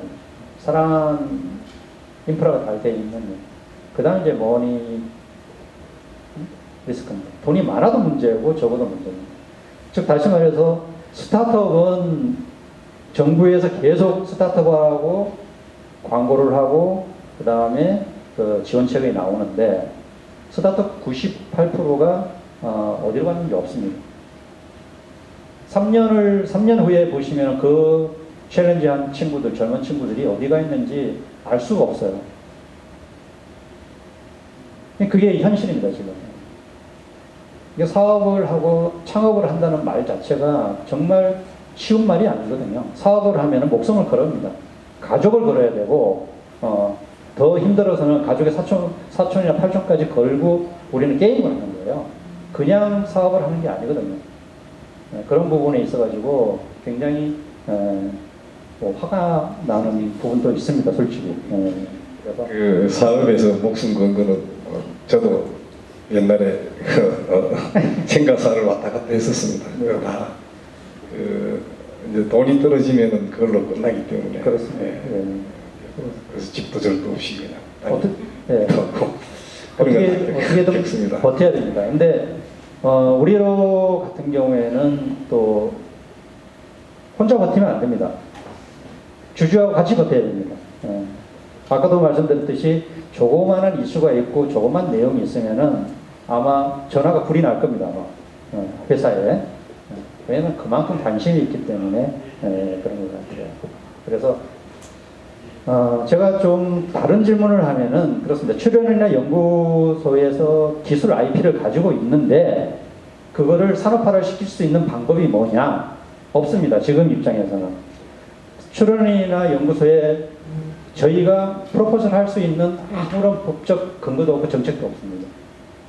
지금 그렇습니다. 그러면은 제가 개인적으로 생각인데 출연을 하고 기업하고 컨소시엄을 만들어가지고 하나의 아이템을 같이 끌고 나가는 방법도 있지 않느냐라는 게 제가 의견을 좀 드리고 싶은데, 물론 그 기술적인 레벨이 있고 서로 고민하는 시간이 다르지만 그래도 산업에서는 기다려줄 수 있는, 마냥 기다릴 수가 없고 몸을 같이 합치면은 기다릴 수 있습니다. 또 어떻게든 그 사람들은 뭔가를 만들어내요. 돈이 없으면 돈을 구워오고 그 다음에 아이템이 이게 부족하다면 다른 아이템을 붙여가지고 또 만들어냅니다. 그리고 출연이나 연구자님들이 10년이 걸리든 5년이 걸리든 기다릴 수 있는 또 체력도 있어요. 그게 중요한 겁니다. 근데 그게 접근할 수 있는 법적인 제도나 정책이 없어요. 그 부분에 대해서 제가 말씀드리는데 같이 상생할 수 있는 컨소시엄을 해서 기다릴 수 있는 부분, 그리고 과제가 나왔을 때 그런 부분이 있죠. 좀 정부에서 강제할 수 있는 부분도 있을 것 같아요. 어떤 과제를 땄을 때 양자 컴퓨터 센스 아니면 통신 아니면 컴퓨팅에서 이걸 하려면 기업체 몇 개를 같이 가자. 강제 조항을 주면은 어떻게든 도움이 되지 그 사람들이 불편한 부분은 없을 거예요. 그러면은 연구하시는 분들도 기업 마인드, 즉 마케팅 포인트도 잡을 수 있을 것 같아요. 기업은 딱 하나입니다. 타이밍입니다. 타이밍을 놓치면 아무것도 없고요. 마켓도 없고 아무것도 없습니다. 그런 부분에서 좀 제가 제안을 드리고 싶은 부분도 있는 것 같아서 지금 말씀을 한번 드리고 조금 광고를 했습니다. 죄송합니다. 그리고 좀 분위기를 바꿔서요. 그러면은 다시 IBM 쪽에 지금 뭐 다들 아시겠지만은 세계에서 가장 좋은 기업이고 그리고 또 IP를 제일 많이 가지고 있는 그런 기업인데 양자 어드밴티지와 양자 우월성의 차별점이 좀 있을 것 같아요. 그 부분 한번 말씀해 주시겠어요? 일단 그 두 개가 굉장히 비슷하게 유사한 의미로 지금 사용이 되고 있잖아요. 근데 이제 사실 그 IBM에서는 양자 우월성이라는 용어를 별로 좋아하지 않습니다. 네. 왜냐하면 양자 우월성이라는 말 자체가 양자 컴퓨터가 기존 컴퓨터를 대체할 수 있다라는 그런 의미를 이제 내포하고 있기 때문에 그런데 실제로는 이제 또 그렇지 않다라고 저희는 보고 있거든요. 양자 컴퓨터와 기존 컴퓨터가 각자가 가지고 있는 장점이 있고 각자가 해야 하는 역할이 있기 때문에 뭐 기존 컴퓨터가 대체가 된다기보다는 같이 공존하고 서로 협력하는 모델로 앞으로도 계속 가지 않을까 저희는 그렇게 보고 있습니다. 그래서 그 보통 이제 양자 컴퓨터의 뭐 성능이나 아니면 목표치를 얘기할 때 양자 우월성 이런 이제 말씀들을 많이 하시는데 저희는 그 용어보다는 아까 이제 말씀드린 그 퀀텀 볼륨이라는 이제 용어를 정의를 해서 퀀텀 볼륨을 저희 이제 목표치 매년 목표치를 잡아서 지금 가고 있습니다. 네. 아 그리고 추가 질문 하나 더. 그 IBM Q 허브에 IP를 받으면요. 그러면은 아까 여러 연구자들이 IBM 계정에 접속해서 그 결과를 봤는데 그러면 그 보안 부분이 어떻게 됐는지 뭐 쉽게 얘기해서 우리가 연구하고 있는 거를 IBM에서 다 이렇게 어깨너머로 보지 않느냐. 이게 뭐 가장 그 예민한 부분이 될 수가 있는 것 같아요. 그 부분이 정리가 되지 않으면은 또 많은 연구자들이 IBM 그 허브에 등을 돌리지 않느냐 그런 말이 있는데 그 부분은 좀 얘기해 주시죠. 일단 저희 IBM Q 네트워크에 회원사가 한 80곳이 있습니다. 지금 80개 정도 회원사가 있고요.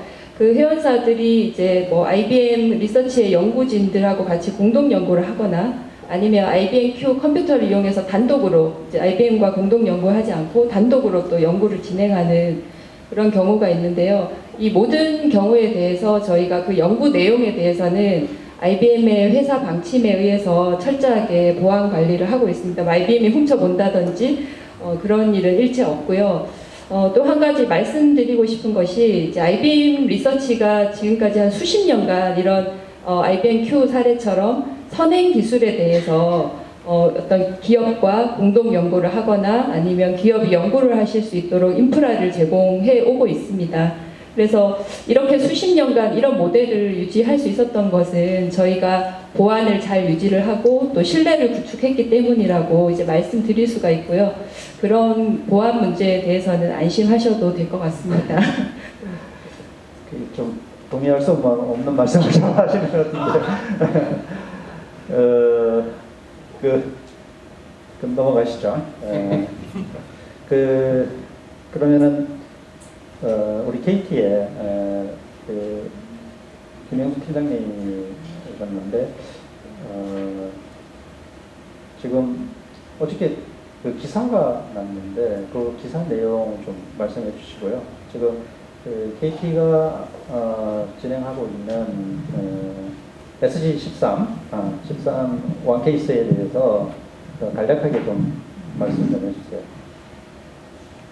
예, 사실 그 KT가 어떤 일을 하고 있는지 말씀드리기에 앞서서 그 오늘 이 패널에 참석하신 분들의 그 대표성을 보시면은 사실 저희 한국뿐만 아니라 글로벌 양자 산업이 초반에 현실을 보여주는 것 같아요. 그러니까 무슨 의미냐면은 지금 서비스 혹은 사업과 관련된 대표성을 지닌 기관 혹은 기업을 대표한 저밖에 없는 것 같고요. 지금 보시면 아직 다들 기술 개발이 집중하는 단계가 아닌가라는 생각을 하고 있습니다. 네, 그러니까 저희 홍 과장님 와 계시지만 과장님께서도 아직까지 고민하고 계신 건 기술 개발과 뭐 산업 기반을 어떻게 조성할 거냐, 그 인력을 어떻게 양성할 까 고민을 하시다 보니까 제가 그 저희들 표준화에 대한 고민을 하기 시작된 이유가 사실은 한 3년 전부터 그럼 KT는 어떤 식으로 이거를 비즈니스 가져갈 거냐. 왜냐하면 굉장히 많은 분들이 오해를 하고 계신데 KT 인간 기업입니다. 저희 20년 전에 민영화됐고요. 저도 사실 근무 좀 편할 줄 알고 KT 입사했는데 이제 민영화돼서 굉장히 힘든 나날입니다. 어쨌거나 저희들의 고민이 뭐였냐면 양자항 통신을 그럼 가지고 과연 비즈니스로 어떤 가치가 있을 고민이 가장 처음에 나온 질문입니다. 그러니까 굉장히 여러 가지 고민들이 있지만 저희들 고민은 너무 비쌉니다. 이 솔루션이. 그러니까 예를 들어서 현재 시가로 어떤 양자암호라는 기술 자체는 통신 회선을 암호화하는 솔루션인데 회선당 3억이 지금 들어가야 됩니다. 양자암호화를 위해서는. 근데 KT가 저희들은 10만 회선이 넘거든요. 네. 그래서 결국 5조 6조 들여서 돈 벌자고 애쓰고 있는 5G 네트워크를 위해서 네. 저희가 30조 원을 투자하라는 얘기거든요. 양자암호 한다라면. 네. 이거는 사실 저희들이 절대 선택할 수 없는 방식입니다. 그래서 저희가 고민했던 거는 비용을 줄이기 위한 가장 좋은 방법이 네트워킹이라는 방식이고요. 그러니까 회선당 한 쌍의 양자모 그 장비가 들어가는 것보다는 10만 개의 회선을 갖고 있을지라도 10,000개 이하의 양자모 장비를 가지고 서비스를 제공할 수 있다면은 적어도 시장 확산의 기회가 될 것이라는 생각이었고요. 그 가장 확실한 방법이 국제 표준을 만드는 거였습니다. 그런 인식을 갖고 저희가 2년 전에 이제 ITU에 갔습니다. ITU에 간 이유가 어쨌든 엣지라고 불리우는 지역 표준화 기구는 자신들만의 기술을 만들어놨기 때문에 저희가 그걸 절대 국가 보안이나 사회 보안을 위한 기술을 쓸 수는 없었고요. 네. 그래서 공인대 ITU를 갔는데 일단 처음 되게 많은 반대를 받았습니다. 그 반대를 대표한 국가가 미국, 영국, 캐나다입니다 주로. 근데 이제 따로 그 국가대표단 수석 대표들끼리 따로 사석에서 이제 만나서 물어본 질문에 대한 답은 왜 반대하니 너희들? 그랬더니 저보고 한 얘기가 너 왜 이런 거 들고 오니? 잘 몰라. 특히 적성국이나 개도국 애들은 그렇죠. 너 이런 거 갖고 와서 왜 걔들이 이런 최신 기술을 알게 하려고 하니 싫어 그런 거. 이게 이제 사실은 그 사람들 그 본심이었고요. 근데 이제 저희는 그래서 다행히 스타드롭 17에서 그 시도를 했었고 스타드롭 13은 제가 한 20년 정도 그 뭐 부의장이나 의장 이것저것 해와가지고 또 영향이 있어서 겨우겨우 채택을 시켰습니다. 근데 그때도 채택할 때도 미국 대표 상무성 국장의 조건은 뭐냐면은 QKD 기술 자체는 되도록 건드리지 않았으면 좋겠다. 네.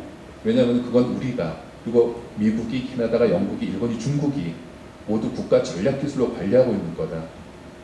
그러니까 다른 방식으로 가자라고 해서 저희가 결국은 개방형 네트워크 구조라는 거를 진행을 했고요. 네. 그래서 요번에 이제 그 세계 최초로 그 이제 우리가 이제 보통 이제 지금 저희들끼리 이제 지금 100메가까지 키레이스를 뽑아낼 수 있는데 100메가 정도 뽑아내면은 그 하나 가지고 수백의 선을 커버할 수 있어요. 그러니까 수백의 선의 그 암호를 키를 커버할 수 있기 때문에 여기에는 뭐 그건 충분하다고 생각합니다. 네. 좀 어려운 얘기인데. 조금 네. 보통 질문 드리면요. 그러니까 정확히 말씀드리면 회선이 아닌 거 맞습니다. 정확히 말씀드리면 구간입니다. 네, 근데 구간이라는 표현은 사실 그 통신 사업자, 통신업계에 계신 분들한테 익숙하지 않으신 것 같아서 회선의 단어를 말씀드렸고요. 그리고 가격에 대해서는 그 어쩔 수 없는 부분이 현재 양자모 장비를 만들어낸 대량 생산 회사는 없지 않습니까? 모두가 주문 제작입니다. 그러니까 현재는 이제 엔지니어들이 만들고 있죠. 주문을 그러니까 생산 부품을 공장에서 만드는 것이 하나 사서 네. 수작업으로 한 땀 한 땀 만들어서 납품을 하는 구조입니다. 네. 가격이 절대 안 내려간다 지금. 근데 그 이유 중에 하나가 표준화가 안 되기 때문입니다. 그래서 저희가 표준에 주력하는 부분이 이제 그런 부분이 있고요. 거기에 소요되는 이제 부품에 대해서는 저희들은 하나하나 저희들이 뭐 의견 드릴 부분은 아니고 의료에서 잘 해주실 그 거예요. 부품 같은 경우는 일본이나 뭐 다른 데서 들어올 때 아까도 말씀드렸듯이 화이트리스트에 들어간 부분이 있습니다. 예, 꽤 있습니다. 그래서 그러면은 어떻게 생산이 제품이 나오기가 힘들지 않습니까? 그래서 저희가 같이 연구기관들하고 같이 할 때는 네. 결국 몇몇 부품은 좀 어둠의 경로로 올 수밖에 없는 부분이 있고요. 네. 아니면은 다행히 국내에 들어와 있던 중고 부품 이런 걸 쓰는 경우가 있는 걸로 들었습니다. 그래서 그런 부분들에 대해서는 그 뭐 제가 뭐라고 말씀드리기 어렵지만 결국은 어떤 국가 간 그 전략물자 협정 관련된 이슈라서 저희 민간에서 그거는 넘어가는 걸 하시고요. 그러면 SG13 그 KT가 그 표준안을 공고를 했는데 라스트 콜이 받았네. 그거 잠깐만. 그러니까 ITU에서 ITU는 이제 국가 간 연합체입니다. 그러다 보니까 이 표준을 만드는 과정이 굉장히 복잡합니다. 그러니까 첫 번째 퀘스천이라 불리우는 소실무자 그룹이 있고요. 거기에서 합의가 되면은 다시 워킹 파티로 불리우는 상위 기구에서 또 의결을 해줘야 되고요. 그리고 다시 한번 스타디 그룹에서 또 한번 의결을 해야 됩니다. 이 세 가지 과정은 기술자들의 논쟁입니다. 그리고 그 스타디 그룹에서 의결이 마치고 나면 그 다음엔 ITU 회원국 모두에게 회람을 시킵니다. 그 문서에 대해서. 그 다음부터는 국가 간 의견을 받습니다. 그래서 1년 만에 끝나는 건 거의 기적이고요. 근데 저희가 지난 6월에 스타디 그룹 레벨까지를 마쳤습니다. 그래서 회원국 간의 회람을 돌렸는데 아니나 다를까 이제 유럽에서 어마어마한 유럽 국가에서 의견이 들어왔고요. 태클이 들어왔네. 예. 근데 이제 태클의 대부분의 내용은 어쨌든 첫 번째는 개방형이 싫다. 그리고 두 번째는 몇몇 그 개방을 해야 된다라는 요구 사항에 대해서 개방을 해도 된다라는 표현을 선호하는 거예요. 그쪽은. 그러니까 저희는 개방을 하자고요, 완벽하게. 네. 그런 것 때문에 한 두세 달 가까이 컨퍼런스 코드가 정리가 됐는데 이제 기술자들 합의가 끝났습니다. 근데 지난주 이제 마지막 국가 간 회의에서 결국은 미국이 끝까지 반대를 했었고, 근데 다행히 국가대표단 수석 대표들끼리 따로 모여서 별도 회의를 했습니다. 민실에서. 예, 그래서 한두 개 정도는 개방을 꼭 해야 된다보다는 개방하는 것을 추천한다. 사실 저는 그 영어가 그 모국어가 아니다 보니 그 차이는 잘 모르겠어요. 근데 어쨌든 미국 수석 대표와 영국 수석 대표는 그러니까 쉘이나 슈드보다는 네. 뭐 캔, 메이 정도로 끝내자라고 해서 네. 다행히 그게 받아들여져서 이제 네. 모든 국가 간 합의가 다 끝난 상태입니다. 지난주에 끝났습니다. 네. 아무튼 파이널 코멘트까지 잘 될 수 있도록 지금 애써 주시기 바라고요. 지금 시간이 한 4시 한 10분 정도 됐는데 마지막에 지금 저희가 좀 얘기하고 싶은 거는 이렇습니다. 이 컨퍼런스를 만든 이유가 출연 있는 연구자들 분들하고 산업계하고 연결고리를 어떻게 만들까, 그로 인해서 부가가치를 만들 수 있는 그런 요소가 있을까. 그러니까 정부가 하는 부분은 정부가 하는 일이지만 민간 차원에서도 또 해야 될 의무가 있고 또 해야 된다고 봅니다. 그런 방법이 대한민국에서 할 수 있는 방법은 이제 협회를 만들거나 뭐 재단을 만들거나 이렇게 해서 그쪽 산업군의 힘을 모아서 대정부의 이슈를 만들고 건의를 하고 좋은 정책이 나올 수 있도록 자리를 만드는 것도 아주 중요한 것 같아요. 그래서 지금 말씀드린데 퀀텀 산업 협회를 제가 제안을 하는 바예요. 이런 1년이 됐든 2년이 됐든, 그리고 양자 산업의 생태계가 잘 만들어지지 않았지만은 지금 양자 통신, 양자 컴퓨팅, 양자 센서가 지금의 그 산업군의 반도체 센서나 반도체 통신이나 반도체 하시는 분, 그리고 통신 장비를 하시는 분들도 다 퀀텀의 날개를 달아야 된다고 생각합니다. 그러면은 퀀텀 산업이 만들어질 거라고 생각해서 제안을 한번 드리고요. 그리고 마지막으로 지금 그 대한민국의 정책을 수반하고 정책을 수립하시는 과기부의 홍성환 과장님이 나와 계십니다. 저희 컨퍼런스 얘기 듣고 멘트 좀 해주십시오. 네, 안녕하세요. 정부에서 양자 굉장히 중요시하게 생각하고 있습니다. 그래서 양자가 미래 ICT 산업을 한번 이끌어갈 핵심 분야라고 저희도 생각하고 있고요. 관련 이제 지원 정책들을 지금까지 해왔고 앞으로도 더 확대할 계획입니다. 양자 시장이 2035년 되면 400조까지 성장할 거라는 그런 전망도 있습니다. 즉 반도체 시장이 2018년에 한 536조 정도 되거든요. 그러면 거의 반도체 시장보다는 조금 못 미치지만 그 정도 된다는 전망도 있고요. 또 한 5년 땡겨가지고 한 2030년 되면 136조다. 136조라 그러면 지금 전 세계 게임 시장이 136조 정도입니다. 그래서 지금 산업화 얘기 많이 나왔지만 이게 단기간에 산업화가 크게 이렇게 성장은 못할지라도 저희들이 한 10년, 15년 되다 보면 상당히 빠른 속도로 성장할 것이다 라는 걸 저희들 전망해 볼 수 있습니다. 근데 지금 우리나라 양자 산업, 양자 기술적인 측면에서 보면은 저희 기관중에 IITP라고 있는데 IITP가 그 전문가들 서베이한 결과입니다. 엄격하게 통계적으로 그렇게 한 건 아니고요. 미국이 최고 국가라고 했을 때 한 2.6년 정도 차이가 난다, 기술 격차 차이가 난다라고 지금 현 상황을 평가를 하고 있습니다. 그리고 지금 우리나라를 보면 양자 안보통신 분야는 상당히 상용화 시범 서비스 이런 걸 통해 가지고 상당히 좀 빠른 속도로 지금 가고 있고요.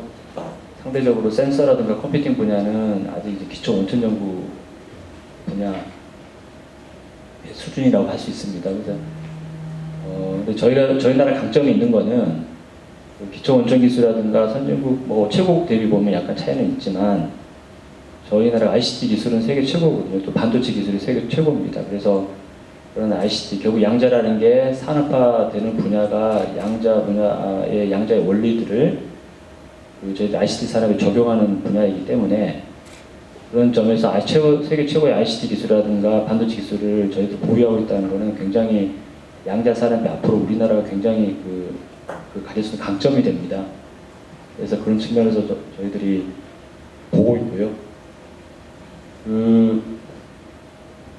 양자 기술도 기술이지만 인력 부분이 2030년 되면 양자 인력이 한 2,000명 필요하다는 뭐 그런 조사가 있습니다. 저희가 지금이 양자 산업에 종사하고 있는 인력이 한 50명 정도 되고 양자 관련돼서 그래도 조금 만들고 조금 하고 계신 기업이 한 12개, 창업하는 기업이 한 1개 정도, 창업은 굉장히 아까도 스타트업 얘기가 나왔지만 양자 분야는 조금 아직은 미미합니다. 그래서 지금 인력이 한 236명 정도, 2,000명 정도 되면 한 10분의 1 조금 넘는 정도 수준인데 그래서 양자 인력도 굉장히 저희가 양성해 나가야 된다라고 지금 생각을 하고 있습니다.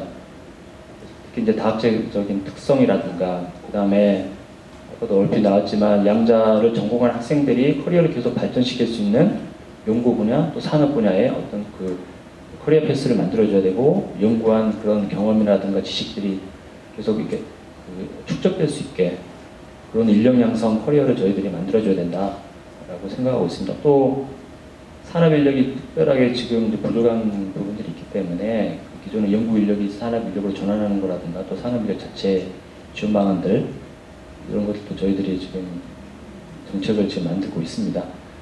양자 예산이 지속적으로 많이 늘었습니다. 2018년에 저희가 정부 예산과 출연연구소 예산까지 합하면 한 145억 정도였거든요. 이게 이제 19년 올해 235억으로 한 62% 늘었습니다.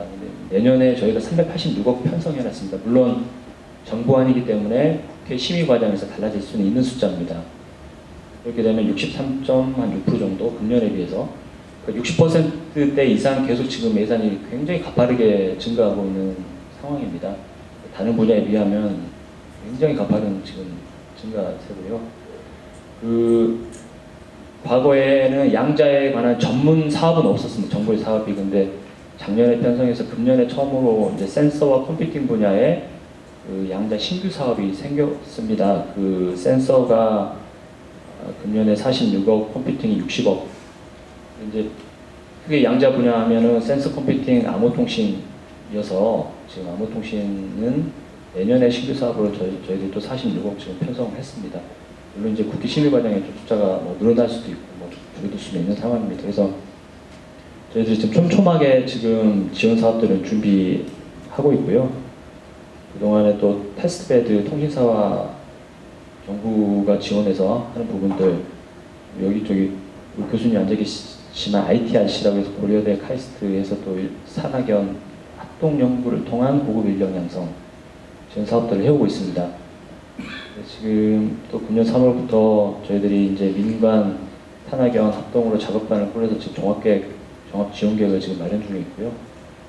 이런 부분들 통해서 양자가 더욱 저희들이 활성화될 수 있도록 지원하겠습니다.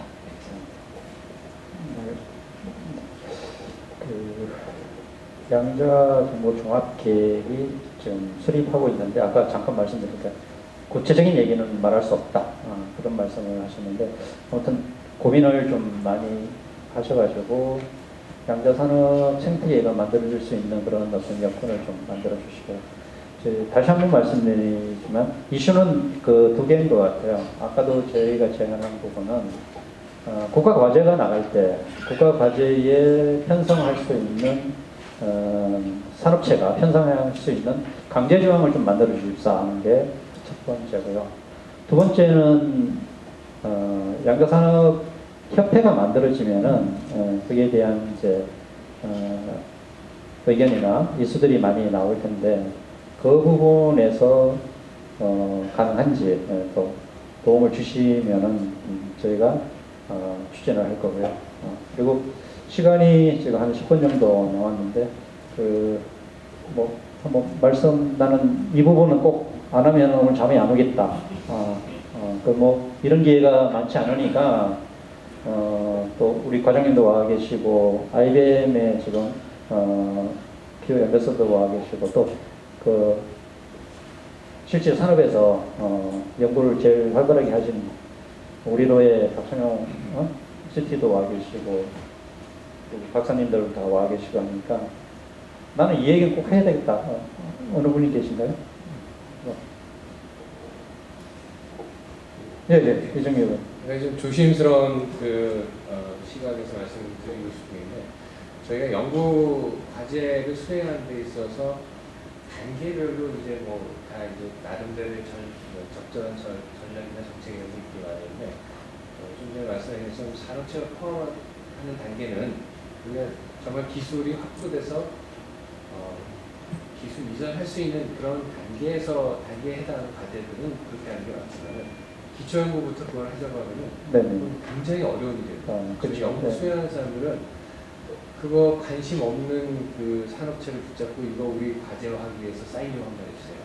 하고 매달리는 형태가 되기 때문에 그런 적절한 단계에서 저희가 집중을 할 수 있도록 합리적으로 생각하는 게 맞을 것 같고요. 그리고 이제 아무튼 저희는 정부에서 홍성환 과장님께서 말씀해 주신 것처럼 정부에서 이 분야에 대한 중요성을 인식을 하고 그다음에 적극적으로 투자하는 그런 기획들이 계속 진행되고 있다는 것에 대해서 굉장히 저희 지원에 대한 감사도 드리고 그거에 못지않게 우리가 이 분야를 정말 국가적인 성장 동력으로 가져갈 수 있도록 하는 그러한 연구 성과들을 만들어가는 데는 분명히 굉장히 큰 도움이 될 거라고 생각을 하고 있습니다. 네. 그리고 예를 들어서 그런 부분이 있는 것 같아요. 일본의 예를 들어 좀 그렇지만 노무라라는 분이 노벨 의학상을 받았어요. 근데 노벨 의학상 받는 과정이 연구 과제도 못하고 돈이 없다 보니까 기업체에서 돈을 받았어요. 투자를 해서 병실을 한 200석 정도 만들어서 연구를 해서 노벨상을 받고 그에 대한 이제 특허권을 산업체에 주고요.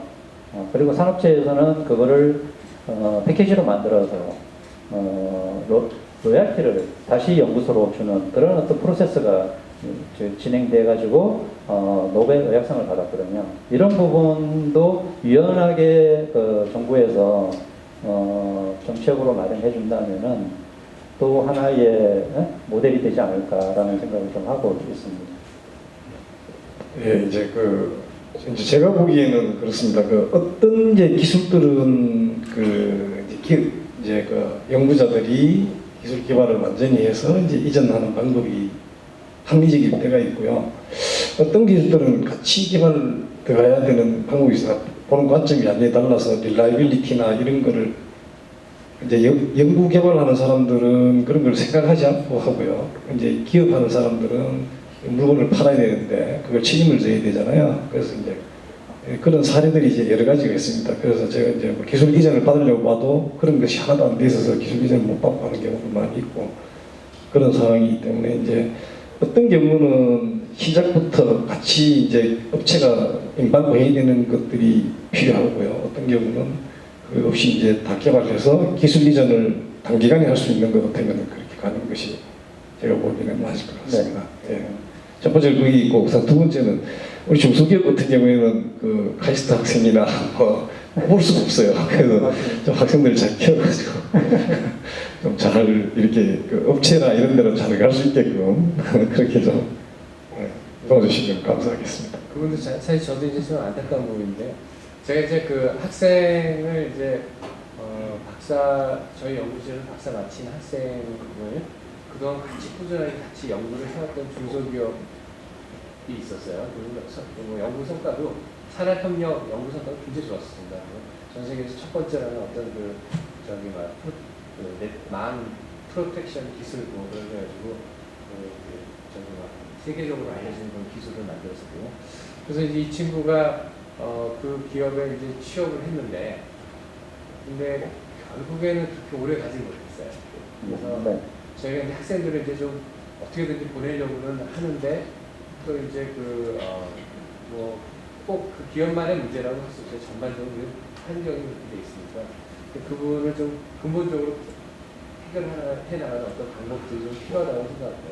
그래서 적극적으로 그런 해결책들이 만들어졌으면 좋겠고, 이제 아까 말씀하신 거는 이제 처음부터 좀 같이 했었으면 더 기술이 잘 될 거다. 이제 그런 영역이 분명히 있어요. 아까 정 박사님 말씀하신 정 박사님 하신 두 가지 중에서 디텍터 쪽은 분명히 그런 영역이고, 그 다음에 큐비트를 개발해가는 과정은 아직은 그런 영역이 아닌 거죠. 그러니까 분명히 그런 과제들이 분류가 될 수가 있어요. 그래서 그런 과제에 해당되는 것들은 산업을 처음부터 시작하는 게 좋고, 또 그렇지 않은 것도 있고, 그런 거는 좀 유연하게. 예, 유연성을 가지고, 그 케이스 바이 케이스로 좀,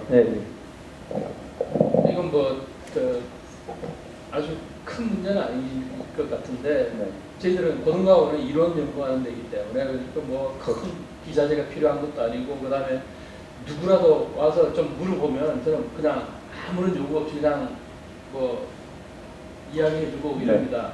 그런데 이제 한 번씩 워크숍이나 컨퍼런스를 합니다. 근데 우리가 컨퍼런스 할 때 사실은 우리가 굉장히 여러 가지 정부 돈을 받아서 하기 때문에 제약이 많거든요. 이거 돈을 여기는 쓸 수 있지만 여기는 쓸 수 없고, 그러다 보니까 컨퍼런스 같은 거 할 때 예를 들면 저녁을 같이 먹는다든가 이런 거 할 때 좀 예를 들면 기업 같은 데서 이렇게 좀 도와줄 수도 있을 텐데, 요즘 기업에 좀 도와달라고 이렇게 이야기를 하면 전부 다 김영란법이다 뭐다 해가지고 겁이 나서 어떤 큰 기업에서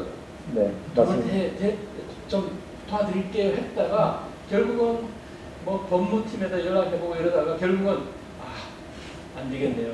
그건 다 포기하고 그냥 아주 애써서 전 세계에서 사람들이 막 모여와서 이렇게 하는데 뭔가 이렇게 자유롭게 의견을 막 나누고 이렇게 할 수 있는데 뭔가 좋은 기회를 만들 수 있는데도 그런 것도 할 수가 없었어요. 오늘도 여기도 아마 돈이 꽤 들으셨을 것 같은데 이런 기회가 굉장히 중요하거든요. 근데 전혀 그냥 지금은 학계하고 산업계하고는 완전히 그냥 따로 놀 수밖에 없는 상황입니다.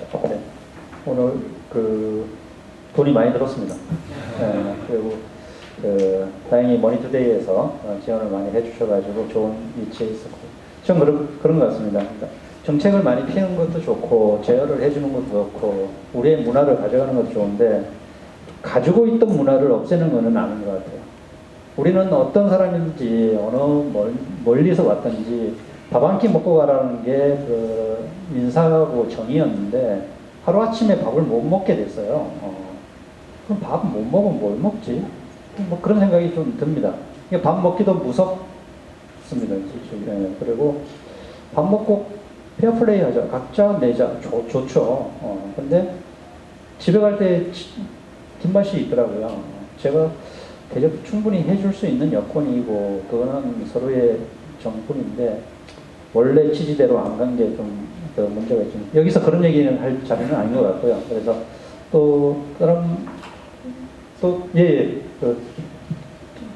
저는 저희 회사나 개인 입장보다는 오늘 저희 패널 토론 중에 나왔던 얘기 중에 방 대표님이 제안하신 산업협회라는 측면, 저는 굉장히 좋은 아이디어라고 생각을 하고 있는데요. 사실 오늘 이 자리를 기획하고 진행하시는 분들 많이 애를 써주셨는데 지금 얘기를 쭉 들으셨듯이 사실 각자의 입장에 따라서 굉장히 다양한 의견들 그리고 요구사항들이 지금 나와 있거든요. 근데 이거를 홍 과장님 입장에서도 하나하나를 사실 별도로 무슨 만남을 갖거나 의견을 청취하는 거는 사실 굉장히 어려운 일일 거고 어떤 참고가 혹은 커뮤니케이션 채널이 필요할 것 같아요. 의견들을 취합하는 부분 혹은 정부와 커뮤니케이션을 원활히 할 수 있는 부분들. 근데 그런 도구 중에 하나로서 저는 아까 말씀하신 협회라는 측면이 좋을 것 같고요. 그리고 마찬가지로 어떤 정부 입장에서도 정책을 수립을 하거나 시행을 할 때도 참고를 통해서 의견이 오고 가는 게 훨씬 효율적이지 않나 싶습니다. 언제까지고 제가 개별적으로 정부하고 얘기하는 것도 정부도 힘들고 저희도 힘들고 하니까 저는 좋은 아이디어로 생각하고 있습니다. 네, 고맙습니다.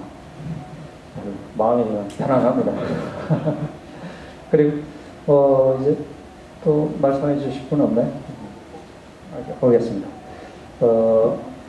대한민국에서 양자에 대한 이슈가 많이 발생했고, 그리고 수년간 그 양자 산업에 대해서, 그다음에 각 분야에서 연구를 해왔던 이렇게 교수님들이나 박사님들 모시고 이 자리를 마련하게끔 굉장히 고민도 많았고 힘들었습니다. 힘들었는데 이렇게 오늘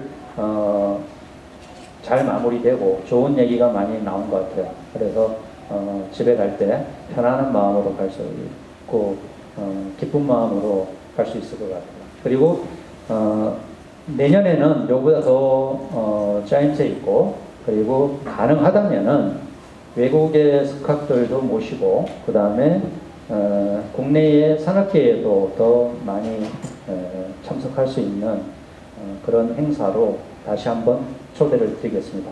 오늘 좋은 말씀 감사드리고요. 다음에 뵙겠습니다. 네.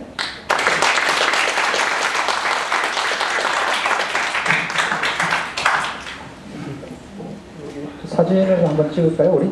또 사진 찍는 거는 제가 좋아합니다. 아닌가요?